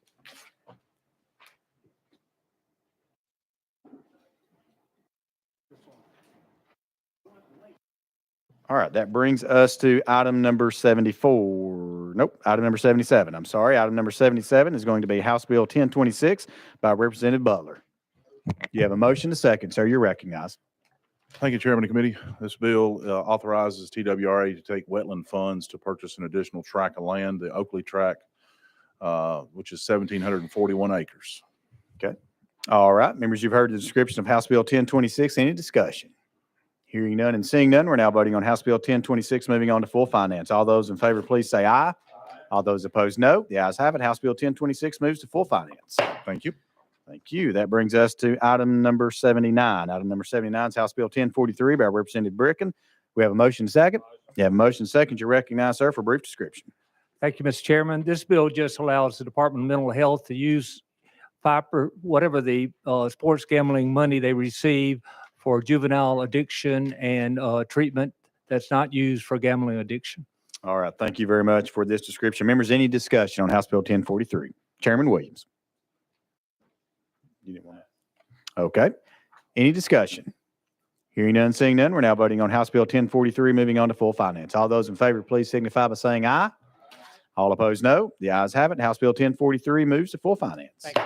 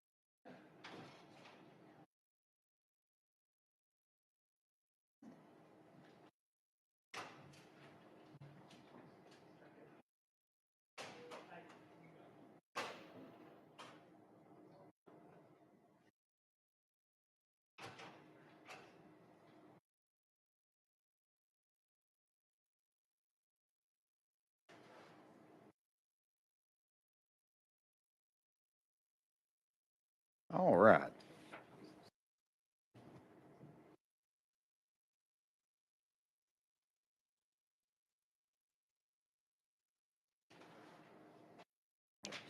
All right, item number 83. Item number 83 is going to be House Bill 814 by Representative Davis.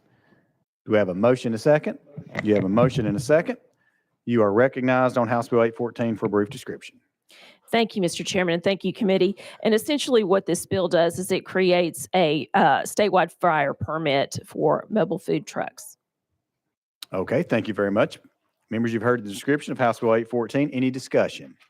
Hearing none and seeing none, we're now voting on House Bill 814, moving on to full finance. All those in favor, please say aye.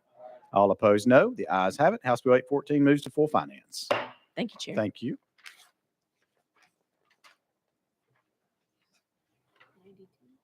Brings us to item 92. Item 92 on our calendar is going to be House Bill 1085 by Representative Gillespie. Do we have a motion and second? We have a motion and second. Again, we're on item 1080. We're on item 92, House Bill 1085. You've got a motion and second. You're recognized, sir, for a brief description. Thank you, Mr. Chairman. What this bill does is it would extend the tax capture that the Memphis Grizzlies have in the FedEx Forum until 2059, I believe. Okay, thank you very much. Members, you've heard the description of House Bill 1085. Any discussion? Hearing none and seeing none, we're now voting on House Bill 1085, moving on to full finance. All those in favor, please signify by saying aye. All opposed, no. The ayes have it. House Bill 1085 moves to full finance. Thanks. All right, that brings us to item 95. Item 95 is going to be Representative Hale. We have House Bill 607. You have a motion and a second. Sir, you are recognized for a brief description on House Bill 607. HB, thank you, Mr. Chairman and committee, and good afternoon. House Bill 607 prohibits insurance companies and TennCare from requiring prior authorization for the repair of power and manual wheelchairs. This bill was brought to me by the Tennessee Disability Coalition, so this basically covers from year 2 to year 5 in the repairs for the wheelchairs. All right. Thank you, Representative Hale. Members, you've heard the description of House Bill 607. Any discussion? Hearing none and seeing none, we're now voting on House Bill 607, moving on to full finance. All those in favor, please signify by saying aye. All those opposed, no. The ayes have it. House Bill 607 moves to full finance. Thank you. Thank you.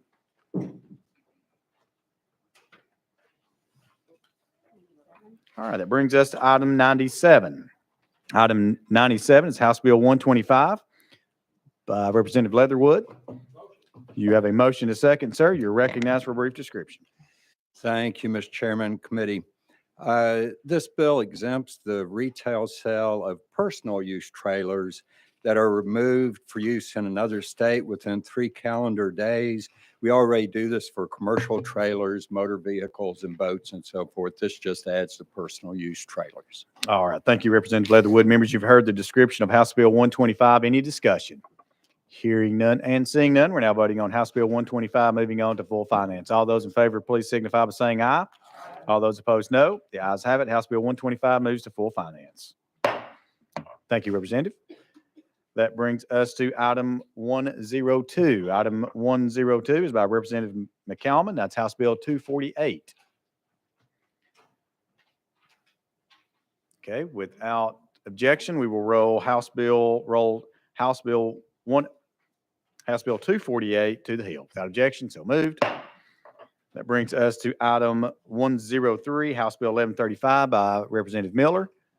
We have a motion and a second. Sir, you're recognized for a brief description on House Bill 1135. Thank you, Mr. Chairman. Pensions and retirement benefits as introduced clarifies that it is the responsibility of the member seeking to claim prior state service for retirement credit purposes to submit to the Board of Trustees of the Tennessee Consolidated Retirement System proper documentation as required by the board.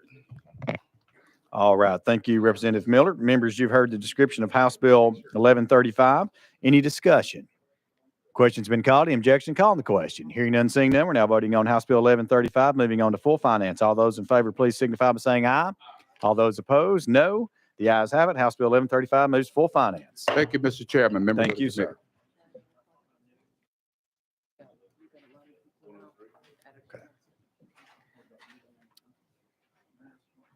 Members, again, if you would like to be recorded as a no, please make sure you let the clerk know.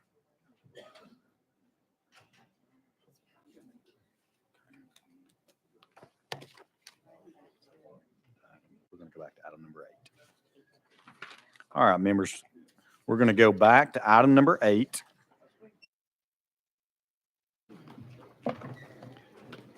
Item number 8 is going to be House Bill 831 by Leader Lamberth.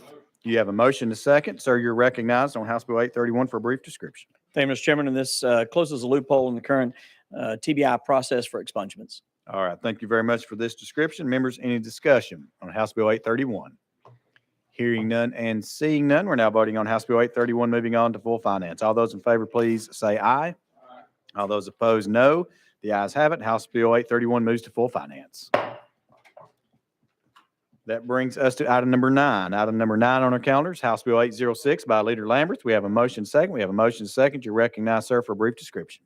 Thank you, Mr. Chairman. This is the RICO bill. All right, thank you very much for this description. Any discussion on House Bill 806?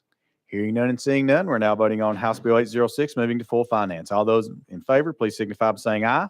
All those opposed, no. The ayes have it. House Bill 806 moves to full finance. That brings us to item number 10. Item number 10 on our calendar is House Bill 385 by Leader Lamberth. We have a motion to second. You are recognized. Thank you, Mr. Chairman. This bill deals with jail credits and ensuring the jail administrator is the one who determines whether or not an inmate has earned jail credit when that's transmitted to TDOC. All right, thank you very much for this description. Members, any discussion on House Bill 385? Questions have been called. Any objection to calling the question? Hearing none, seeing none, we're now voting on House Bill 385, moving on to full finance. All those in favor, please say aye. All those opposed, no. The ayes have it. House Bill 385 moves to full finance.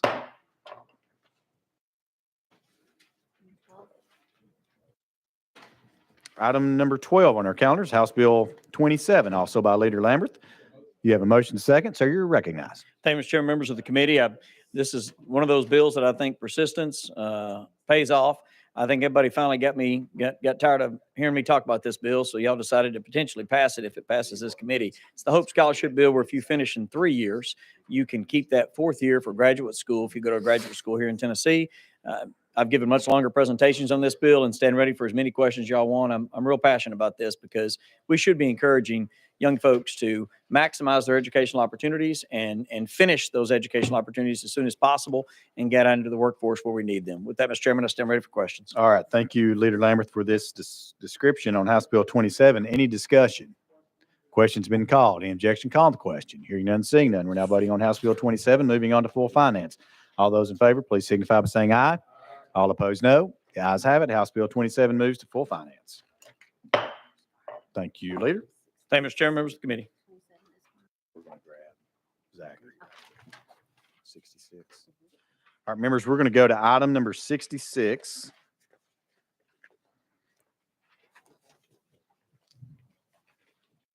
Item number 66 is House Bill 1286 by Chairman Zachary.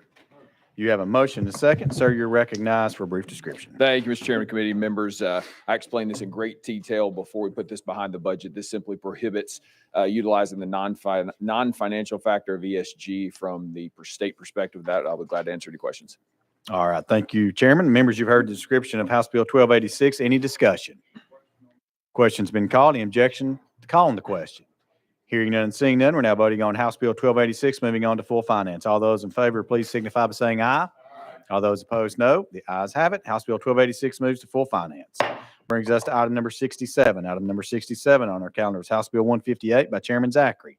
You have a motion to second. You're recognized, sir, for a brief description. Thank you, Mr. Chairman. Again, I explained this in great detail before it went behind the budget. This simply prohibits the requirement of implicit bias training from K through 12 to higher ed for educators. That I'll be glad to answer any questions. All right. Thank you, Chairman. Members, you've heard the description of House Bill 158. Any discussion? Hearing none and seeing none. We're now voting on House Bill 158, moving on to full finance. All those in favor, please signify by saying aye. All opposed, no. The ayes have it. House Bill 158 moves to full finance. Thank you, Mr. Chairman and committee. Thank you. 27. On this last one. Yep. Again, members, if you do want to be recorded as a no, please be sure to get the clerk's attention and be recorded as such. What'd you say? 27. All right, members, that brings us to item number 27. Item number 27 is House Bill 1357 by Chairman Farmer. Do we have a motion and a second? We do have a motion and a second. Yeah, thank you, members and Mr. Chair. Appreciate y'all taking care of me here. House Bill 1357, what this does is if a teacher is injured on the job, assaulted by a student, they would typically have to take their sick leave. We passed it about 10 years ago. I think we'd give them about 8 weeks of paid leave. Of course, if they have workers' compensation, they would make up the difference of their full pay from the workers' comp. But if they're assaulted on the job by a student and they didn't have workers' comp, they wouldn't have to use their sick leave for up to a year. So it's allowed those teachers to have time to recover from doing a good job there. So just ask for passage. All right, thank you, Chairman Farmer. Members, you've heard the description of House Bill 1357. Any discussion? Hearing none and seeing none. We're now voting on House Bill 1357, moving on to full finance. All those in favor, please signify by saying aye. All those opposed, no. The ayes have it. House Bill 1357 moves to full finance.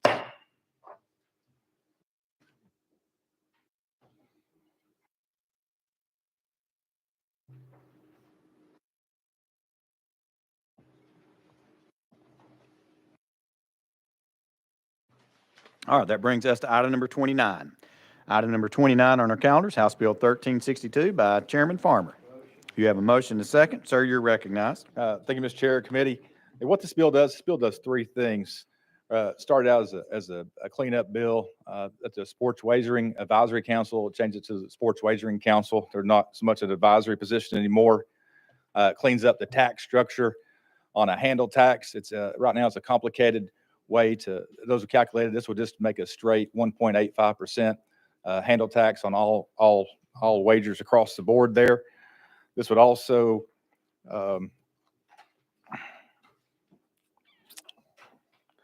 eliminate a requirement that all the vendors use data that is provided by the leagues. It's called official league data. It's a mandate that they purchase this data from the leagues. They have no other option, similar to a mandate or a monopoly there. We're going to remove that to allow the leagues to purchase this information from other places other than just one. So not require them to do that. And also provides for a sliding scale for vendors. Right now, there's a $750,000 a year fee that these folks have to pay. We're going to make that a sliding fee based off the revenues and income that these folks are making. So that's what this bill does. Be happy to answer any questions you may have. All right, thank you, Chairman Farmer. There is an amendment that was untimely filed. So without objection, we will hear the untimely filed amendment. So without objection, so moved. That amendment was filed by Representative Garrett. Representative Garrett, you're recognized, and I have that amendment as 6338. Is that correct? That's correct, Mr. Chairman. All right. We have a motion, a second on the amendment. I move. Okay, we have a motion. Is there a second? Second on the amendment. You're recognized for a description.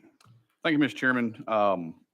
This amendment deals with the use of official league data. And when this legislation first was passed, I believe in my first year, I supported the legislation because I wanted to make sure we could capture the tax revenue that this was going to provide. I mean, the sports gambling world, if we didn't have a regulation that could do this, I believe Kentucky is the newest one that passed the legislation. Someone's going to do it, and I would rather us have this particular revenue source for tax purposes. So with that, I've never even participated in a wager before. It's beyond my ability to understand the statistics, how to do that, what to bet, et cetera. So when I heard this legislation was coming through, I've got some real issues with the data that some of these companies compile and making sure the data is actually accurate. Because what's going to happen is if you have a wager and you are relying upon certain amount of data and that data is unofficial data, then I don't know from a consumer standpoint if they know what they're betting on. And with the current form, I'm afraid that a consumer is not going to be aware of whether they're relying upon official data or unofficial data.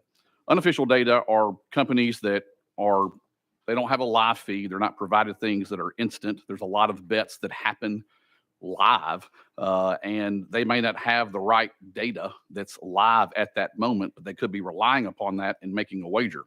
This legislation could subject them to some issues of making a wager based upon unreliable or unofficial league data. So that's what this amendment does. It takes that that portion of this legislation out, so the official league data can be relied upon, so it doesn't potentially harm a Tennessee consumer as they interact with a sports book for betting purposes. So that's basically what the amendment does, Mr. Chairman. All right. Thank you very much. Members, you've heard the description of the amendment. Any discussion? Chairman Williams.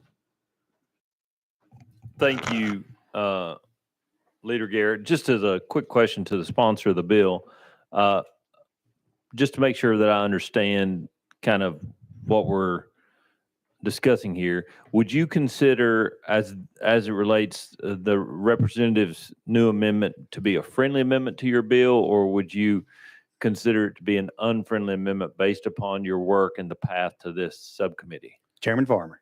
Thank you, Mr. Chair. This would be an unfriendly amendment. This bill's worked its way through subcommittee, full committee, and now it's here in budget sub for the second time after being placed behind the budget, hoping to come out today. But a lot of work's went into this, and I think it needs to stay as is. Thank you, Chairman. All right. Thank you. Further discussion on the amendment? Chair Lady Hazelwood. Just a question for the sponsor or the sponsor of the amendment.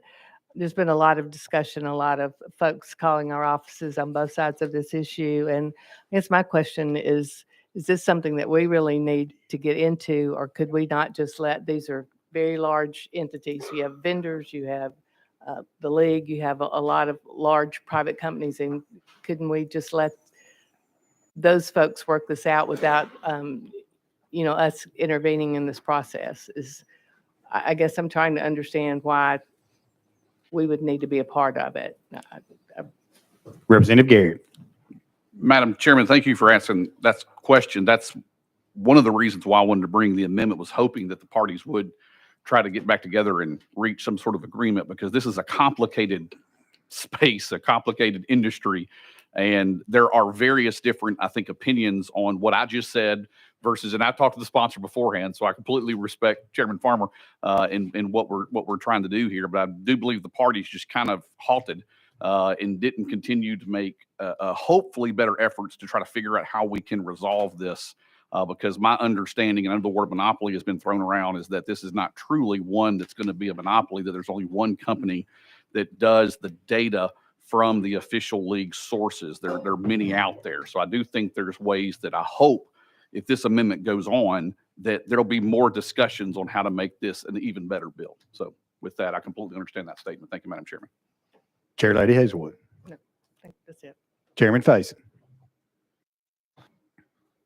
Thank you, Mr. Chair. And I do have a question for the sponsor of the amendment. Before I ask him, I spent a lot of time on both sides of this, looking at this amendment, talking to people from the sports world, a considerable amount of time trying to get my hand around it. The thing I kept coming back to is, can you give me an instance, committee, you need to hear this, of what only the leagues would know that said gambling company could only get from them if they're going to put out a wager or a bet out there? And every time I ask, can you give me what is so protected, what is so not seen on ESPN or Twitter, or what's live, what is there that only the leagues would know? I never could get an answer. So that's why it made me uncomfortable to support this bill. So, and I will ask you, I didn't realize you were bringing this amendment because I decided not to, but I will ask you, if XYZ company is gambling, your amendment says they can only put out bets based on what they get from the league. What is it that comes from the league that they can't already see on Twitter or ESPN or whatever else? What is it that the rest of the world can't see that is only proprietary to the professional athletics? Representative Garrett. I'm going to, that's probably a little bit out of my expertise as it relates to this particular industry, because there's so much data that is instant when it comes to when people place their bets on these platforms. I mean, it can be from the coin toss to who comes out of the gate first. And that's an instant data that happens live. And then on television, there's obviously a delay of when that bet takes place. So if you are watching it from television and then you're providing that sports book the information from television, you're 20 seconds behind. And so that bettor may not be betting on what's actually going on from where the data is coming from the source that the NFL uses or the PGA, et cetera. Chairman Faison. Thank you, Mr. Chair. My question to that, is it not a third party who is relegating this information to the gambling companies? Chairman Garrett. Thank you, Mr. Chairman. It's my understanding that there are vendors that information is provided to, that information is provided to the sports gambling book. So it's not like it's directly from the professional organization. There are companies out there that are designed to do this. Chairman Faison. Thank you, Mr. Chair. So my question on that is, you use the instance there could be a 20-second delay, but you, instead of said company going direct to what's coming up on ESPN or social media, now they have to pay to get information that's third party. And I still would ask the question, what is happening that they can't see by the time a third party gets it and relegates it to them? That would just, it's just a hard place for me to get to support that. But if you want to answer that, I'm all ears. Representative Garrett. Well, I look at it like this, and I know most consumers that use this platform probably have never heard of official league data or unofficial league data. But if I would have known what I'm gambling with, and I'm going to do, again, I've never done this before, but if I was going to do a platform and I knew this was a platform that had official data rather than a platform that had unofficial data, I'm going to pick the one that's got official data that I can hopefully trust, that I know whatever information is I'm receiving in an instant where I'm going to place that bet, I've got the most recent official data. And that's what concerns me about the current posture of the legislation, is that I'm afraid that's not going to get to the consumer in the most official way that this data is mined. So I hope that answers your question, Mr. Chairman. Chairman Faison.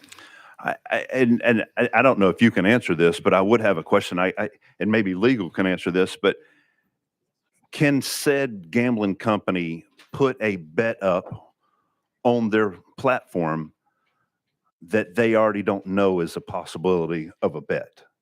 Like I'm listening to Representative Garrett, and I feel like that he's saying there's a potential that said company could offer a wager on their forum that they won't be able to know what the answer is.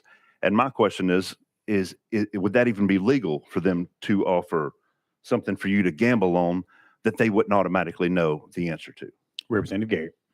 I would say that's a very good question, but I would say that any sports book's not going to know an outcome beforehand when they bet. If that's what you're, what I'm making sure, what I'm concerned about is the consumer, from the consumer side, has all the information they need in order to make that particular wager.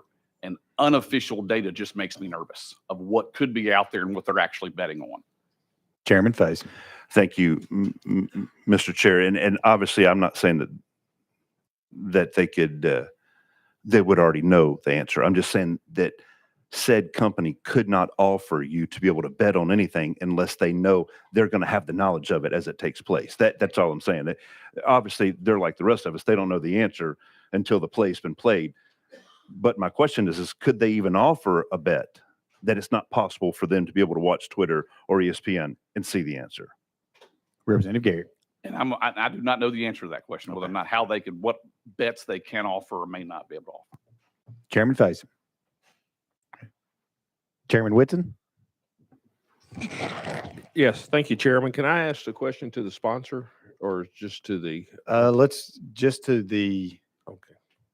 Just okay. to sponsor So the amendment. The information that you're talking about, and your amendment is to ensure the integrity of the information, and it comes from the NFL, the National Basketball Association, NBA, and the Baseball Association. And so your concern is that there's these outlying entities out there that could, I don't say the word counterfeit, but could consumers be tricked into relying on data that may not be have the integrity of the major sports? Representative Garrett. Thank you, Mr. Chairman. I think that's a possibility. And because I know the NFL, they take a rigorous process to make sure their vendors have the data that's referred to as the official league data. And, I think there's a question whether or not that data is their proprietary information. So of course they have a vested interest in how that data would be dispersed. And so if you have an entity that is not obtaining their official league data and a consumer relies upon that data, I'm just afraid they're not going to know what they're betting on. And that's what my concerns are regarding the way the current posture of the legislation is. We haven't had that yet here because they have to use official league data right now. And so Right. we don't have really any history of any issues that could be going forward, but there are some across the country. Now granted, they have to be paid back if they put out a bet and the bet ends up not being wrong and they couldn't pay it. But I'm just afraid that's going to multiply by sources that aren't using official league data. Okay, thank you, Mr. Chairman. Thank you. Further discussion, Chairman Moon. Thank you, Mr. Chairman, and to sponsor the amendment. The official league data is actually determined by a third party under contract with the league. Is that correct? Representative Garrett. I believe it is from the source, from the particular league, if it's the NFL, PGA, or MLB. It's data from them that's verified as their official league data, yes. Chairman Moon. But it's been done through a third party. Representative Garrett. I believe so, yes. Thank you, Mr. Chairman. Thank you. Further discussion. Again, we're on the amendment 006338. Question's been called on the amendment. Any objection? Call on the question. All right, we're ready to vote. All those in favor of Amendment 6338 going on to House Bill 1362, say aye. Aye. All opposed, say no. The noes have it. Motion fails. We're back on the bill as Thank you, Mr. Chairman originally. of the committee. Thank you. Chairman Farmer. I think I just renew my motion.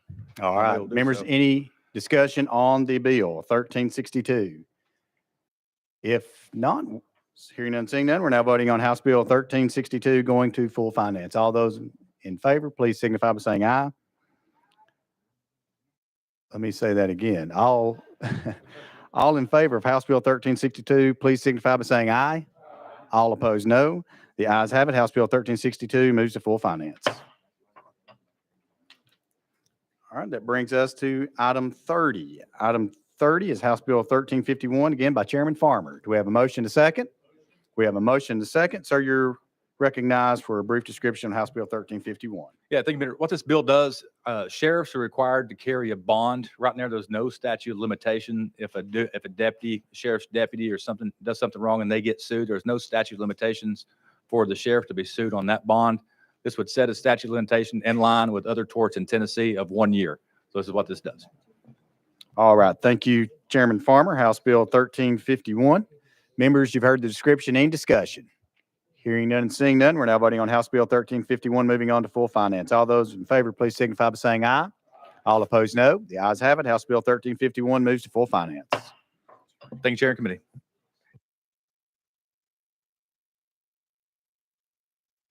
All right, that brings us to item number 31. Item number 31 on our calendars, House Bill 1008 by Chairman Grills. You have a motion and a second. Sir, you're recognized.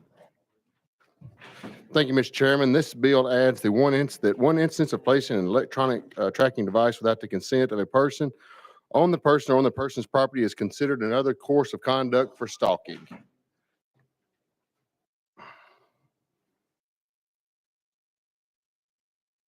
All right, thank you, Chairman. Members, you've heard the description on House Bill 1008. Any discussion? Hearing none and seeing none, we're now voting on House Bill 1008, moving on to full finance. All those in favor, please signify by saying aye. All those opposed, no. The ayes have it. House Bill 1008 moves to full finance. All right, that brings us to item number 63. Item number 63 is, there's Representative Russell. Item number 63 is House Bill 114 by Chairman Russell. Do we have a motion and second? We do have a motion and second. You're recognized, sir, for a brief description on House Bill 114. Thank you, Mr. Chairman and committee. House Bill 114 allows the court to sentence a defendant convicted of 2 or more criminal offenses to consecutive sentences if the defendant is sentenced for a criminal offense involving more than one victim, and the court finds that the separate consecutive sentence for each offense is in the best interest of justice. With that, I renew my motion. All right. Thank you very much, Chairman. Members, you've heard the description of House Bill 114. Any discussion? Hearing none and seeing none, we're now voting on House Bill 114, moving on to full finance. All those in favor, please signify by saying aye. All those opposed, no. The ayes have it. House Bill 114 moves to full finance. Thank you, Mr. Chairman and committee.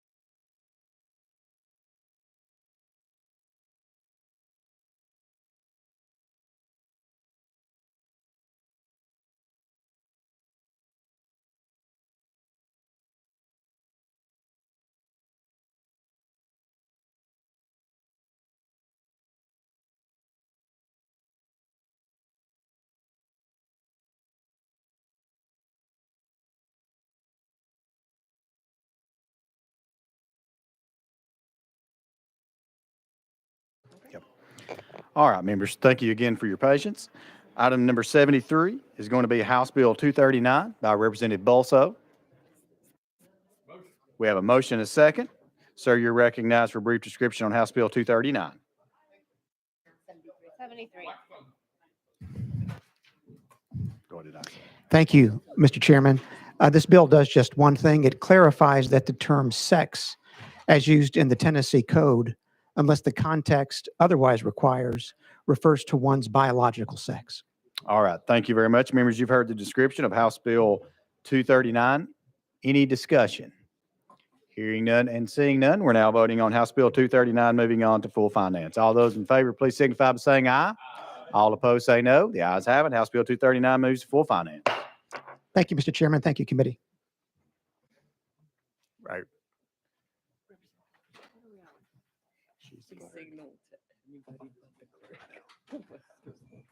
Representative Love, the clerk is to my left. They're actually the clerks. I'm just. We're marking. Yep, we're I good. play one on TV. Yeah. All right. Okay, where we go? Or do you want to keep going? Let's do McAlmon. Okay, that's 102. For me to see next. He was at the heel. Okay. He skipped one and then. For some reason. Who's next in order?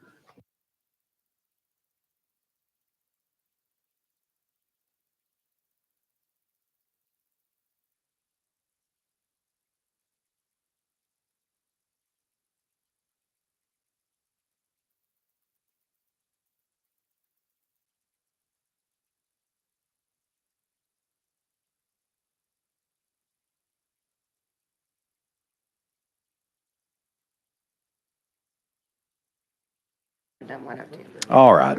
Members, we're going to go to item 102. That's House Bill 248 by Representative McAlmon. It's House Bill 248. Do we have a motion to second? We have a motion to second. Sir, you're recognized for a brief description on House Bill 248. Thank you, Mr. Chair. You had me scared there for a second. I was curious if I was going to get a motion. Members, this bill was brought to me by the late DA in my county, Kim Helper. This bill, in a nutshell, says that if you are convicted of domestic assault, you will serve at least 30 days in jail. If in the process of said assault you strangle somebody unconscious, the DA has the opportunity to pursue attempted homicide at a Class B felony. And with that, I will stand ready for questions. All right. Thank you very much, Representative McAlmon. Members, you've heard the description of House Bill 248. Any discussion? Hearing none and seeing none, we're now voting on House Bill 248, moving on to full finance. All those in favor, please signify by saying aye. All those opposed, no. The ayes have it. House Bill 248 moves to full finance. Thank you, Chairman and Committee. Thank you. Yep.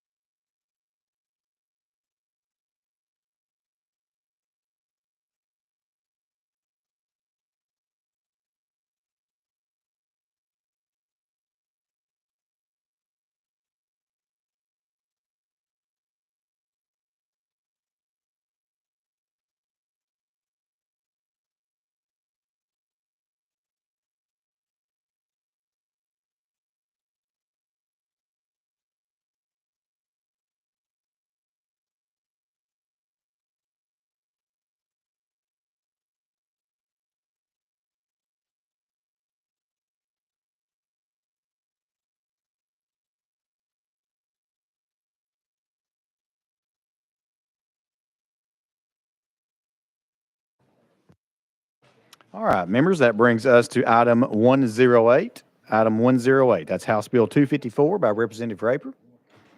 Do we have a motion and a second? We have a motion and a second. Sir, you are recognized on House Bill 254.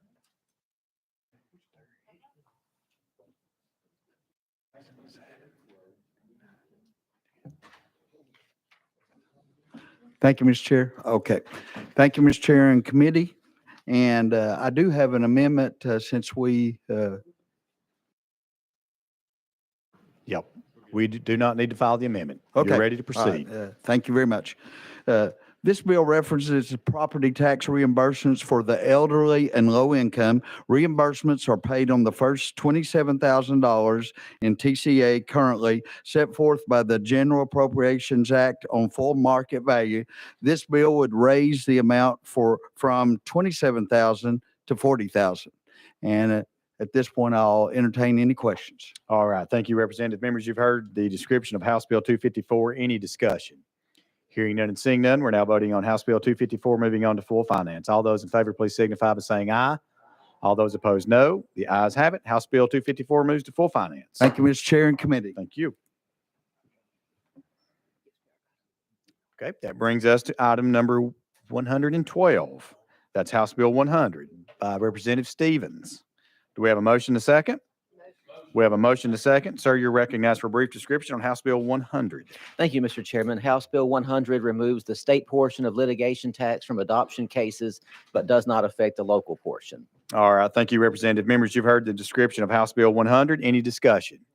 Hearing none and seeing none, we're now voting on House Bill 100, moving on to full finance. All those in favor, please signify by saying aye.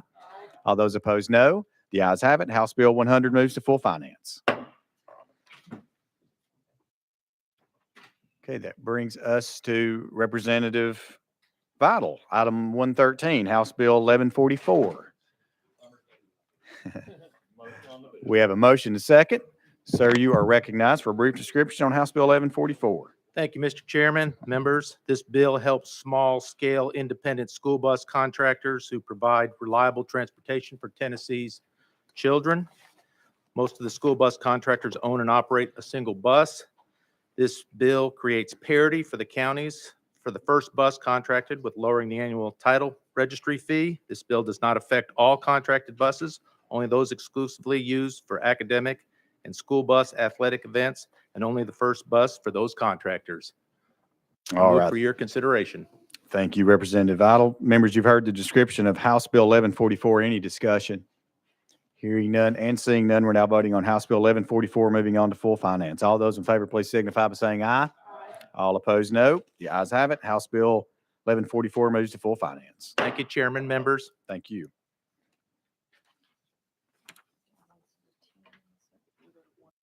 All right, that brings us to item 118. Item 118 is House Bill 1452 by Chairman Faison. Do we have a motion and a second? We have a motion and a second. Sir, you're recognized for a brief description. Thank you, Mr. Chair. I'm looking it up.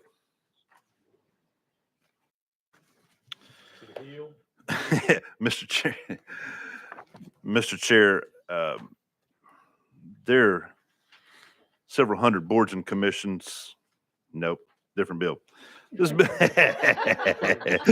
I'm just going to read this.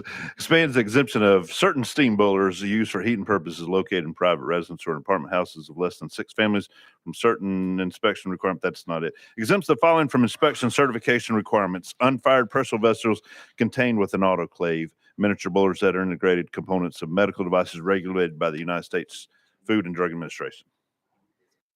All right. I know where I'm at now. You want me to go back through all that? No. Okay. I can do a better job explaining now. Took me a minute. Any discussion? Chairman Hawk. Chairman Hicks, I'm so glad that you're signed on number 2 on this bill, because that performance shows us you may have to carry this forward in the days to come. Question has been called. All right, question has been called. Objection called on the question. Hearing none and seeing none, we're now voting on House Bill 1452, moving on to full finance. All those in favor, please signify by saying aye. All opposed, no. The ayes have it. House Bill 1452 moves on to full finance. Thank you, Chairman. All right, that brings us to item number 121. Item number 121 is House Bill 594 by Representative Garrett. Do we have a motion and a second? We have a motion and a second. Sir, you are recognized on House Bill 594.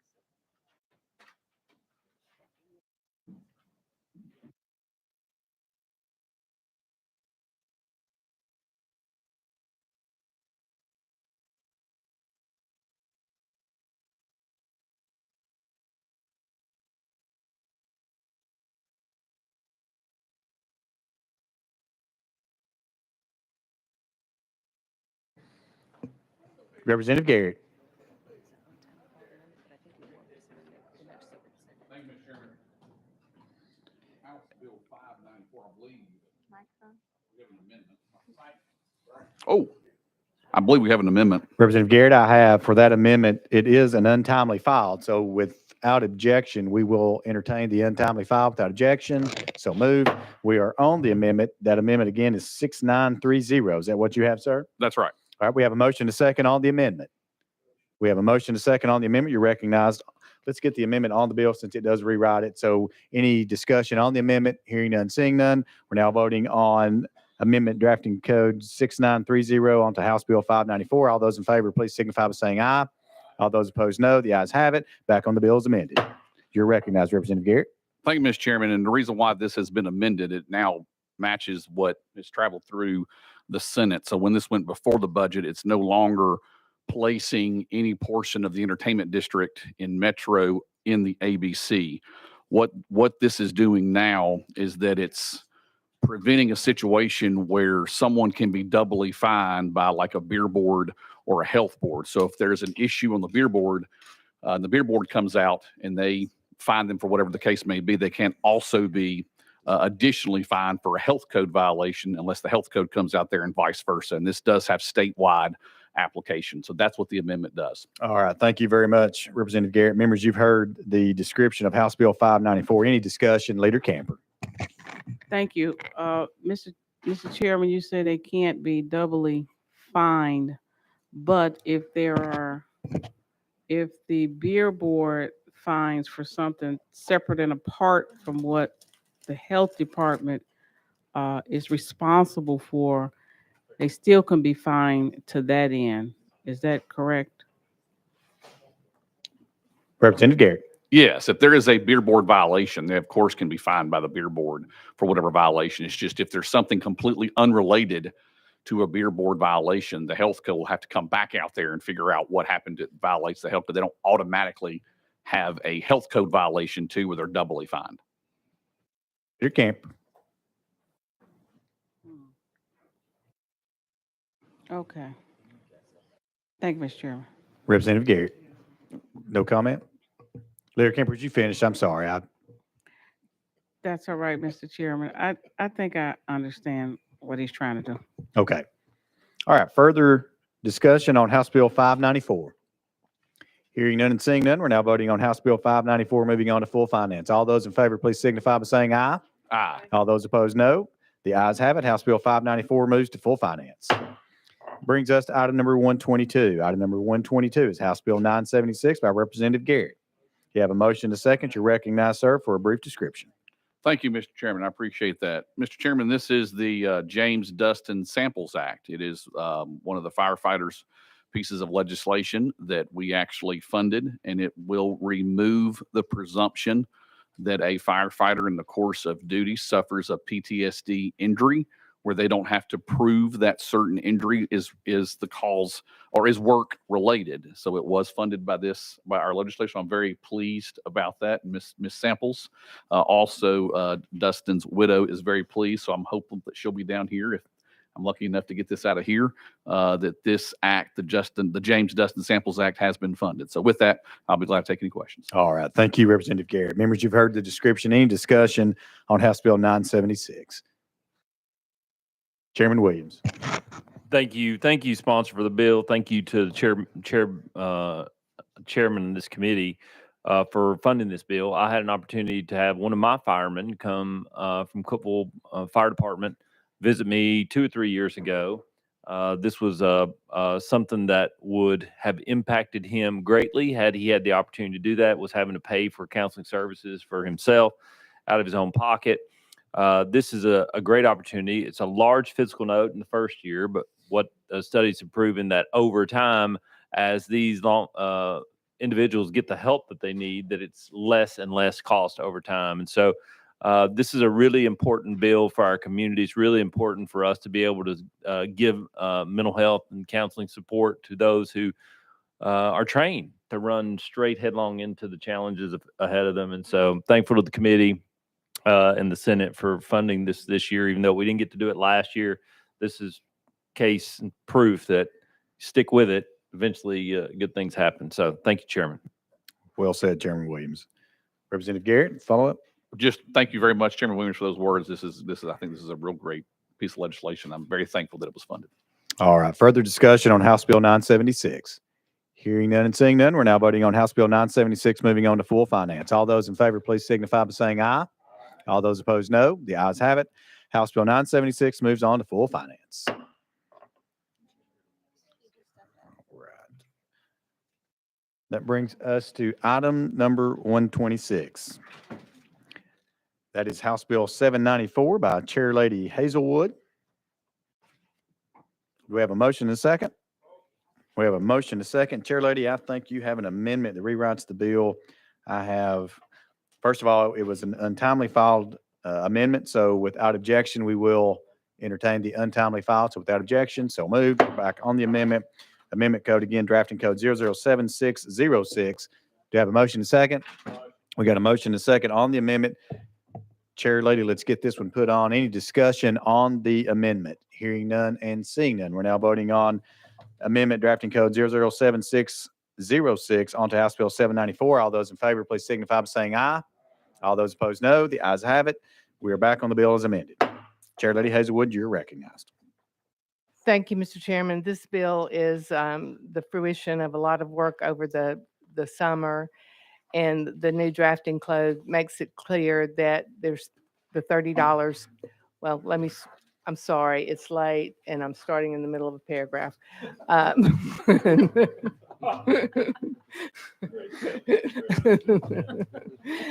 This bill was put together this summer. There was a study committee of law enforcement. We spent a lot of time, brought together a lot of participants to deal with the issue that we have with the monitoring fund, and the fact that the fund is, although it's set up, when set up, it was intended to be self-supporting, has proved not to be, and has continued to be a drain on the state's revenues every year. So we were attempting to find some solutions for that. So the bill, as amended, sets out the ramifications or the ways that the monitoring companies can be repaid. It requires those folks who have the monitoring system to have some skin in the game. They have a monthly minimum that they have to pay. And again, all of that we're doing here is trying to, the other big piece of the bill is to make the more consistent in terms of who has access to this pool of dollars. It was set up to be for the indigent, but the decision or the description or the definition of indigent seems to vary quite a bit across the state when we looked at usage. So again, this legislation is attempting to address those issues and to make the fund, if not self-sustainable, then at least less costly for the state. And also to make sure, again, as I mentioned, that the folks who are, even though they're indigent, everybody can pay something. We think it's only fair. They are getting the benefit of being out of prison and being out in the world. So we think that that ought to be worth some amount of money to them to do that. So we have, as I said, worked over the summer to make this happen. And I hope that we can support that and move this bill forward. All right. Thank you, Chair Lady. Members, you've heard the description of House Bill 794. Any discussion? Leader Camper. Thank you, Mr. Chairman. Madam Chair, you're saying that the judge then would not have the ability to, based on what they see as the person's level of ability to repay, to change this minimum dollar amount that's in this bill. Is that correct? That's right. The minimum dollar amount is the baseline. The judge would still have the ability to determine indigency. We're just asking that there be a little more in-depth assessment of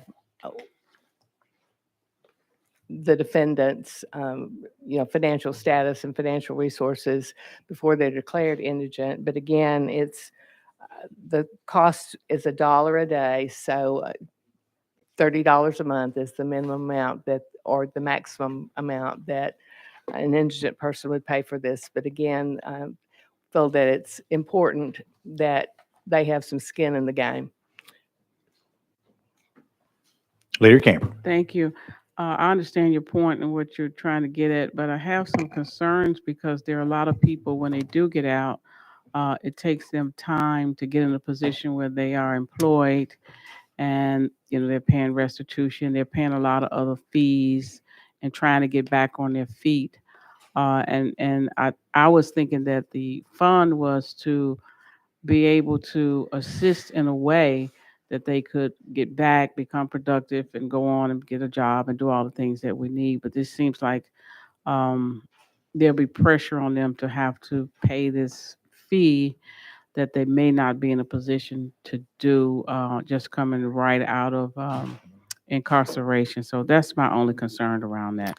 Well, I will say that the cost of the system is more than $200 a month. So we are subsidizing, a significant portion. That'll be 15%, only 15% that the defendant is paying. The state is paying 85% of that cost. Leader Camper. Thank you, Madam Chair. All right, further discussion on House Bill 794. Hearing none and seeing none, we're now voting on House Bill 794, moving on to full finance. All those in favor, please signify by saying aye. All those opposed, no. The ayes have it. House Bill 794 moves to full finance. All right, that brings us to item number 29. Item number 29 is House Bill 1036 by Representative Shaw.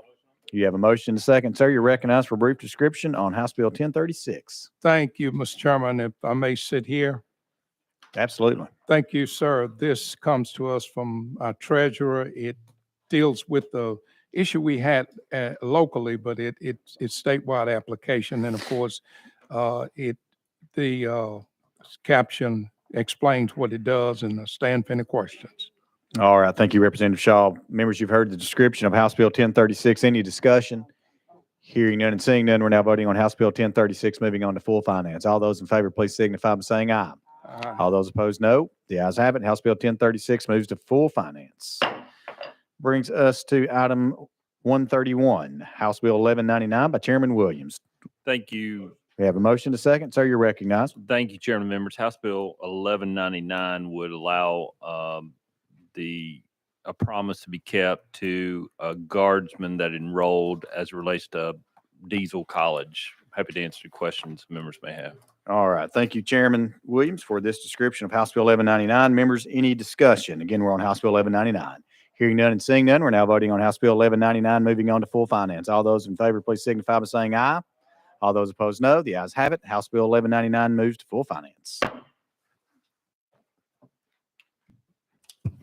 Okay, members, we are going to be essentially at the end of the calendar for 3 bills by Chairman Hicks. The first one is House Bill 155. Got a motion and a second on the bill. Chairman Hicks, you're recognized for a description. All right. Thank you, Chairman. Members, this is a simple bill with a huge impact. House Bill 155 would provide an $800 training supplement for licensed emergency medical personnel who are employed full-time for an ambulance service upon completion of 40 hours of annual training. Okay, you've heard the explanation. Are there any questions, discussion? If not, then we are voting to send House Bill 155 to full finance. All in favor, say aye. Oppose? Goes to full finance. Item 133 on the calendar is House Bill 961, also by Chairman Hicks. We've got a motion and a second. Chairman Hicks, you're recognized. All right. Thank you very much. Members, in 2014, we passed the Brian Burge Act that allowed for full and part-time employees that work in our TBR institutions to attend one free course consisting of no more than 4 credit hours or 120 clock hours per term at the community college or TCAT at which they are employed, as long as space is available in that course. Unfortunately, this law did not cover our adjunct faculty that help us fill teaching needs at our institutions, and this bill would extend the same benefits offered to other full and part-time employees to our adjunct faculty. With that explanation, are there any questions, discussion? If not, then we're voting to send House Bill 961 to full finance. All in favor say aye. Opposed? goes to full finance. And item 134 on your calendar is House Bill 1431, also by Chairman Hicks. Got a motion and a second. Chairman Hicks, you're recognized. All right, thank you, Chairman. Members, House Bill 1431 increases the pay schedule for assistant district attorney generals and criminal investigators, as well as full-time assistant district public defenders and full-time district investigators who were hired on and after July 1st, 1994. Any questions, discussion? Question's been called. We are voting to send House Bill 1431 to full finance. All in favor say aye. Opposed? Goes to full finance.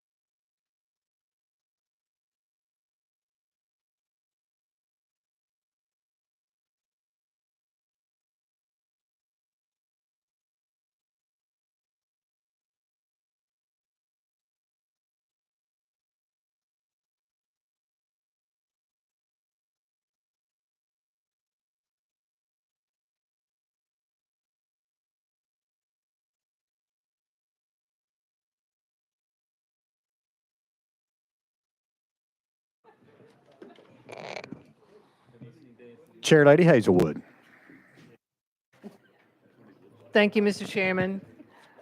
Full finance will meet here in this room at 5:35. 5:35 here in House Hearing Room 1 for all of those full finance members who are not in the room. We need you here in 30 minutes. Thank you. All right, thank you, Chair Lady. Members, I think that completes our work that we had for today. So without objection, we will recess until tomorrow. So without objection, we're recessed. Jeff is losing it.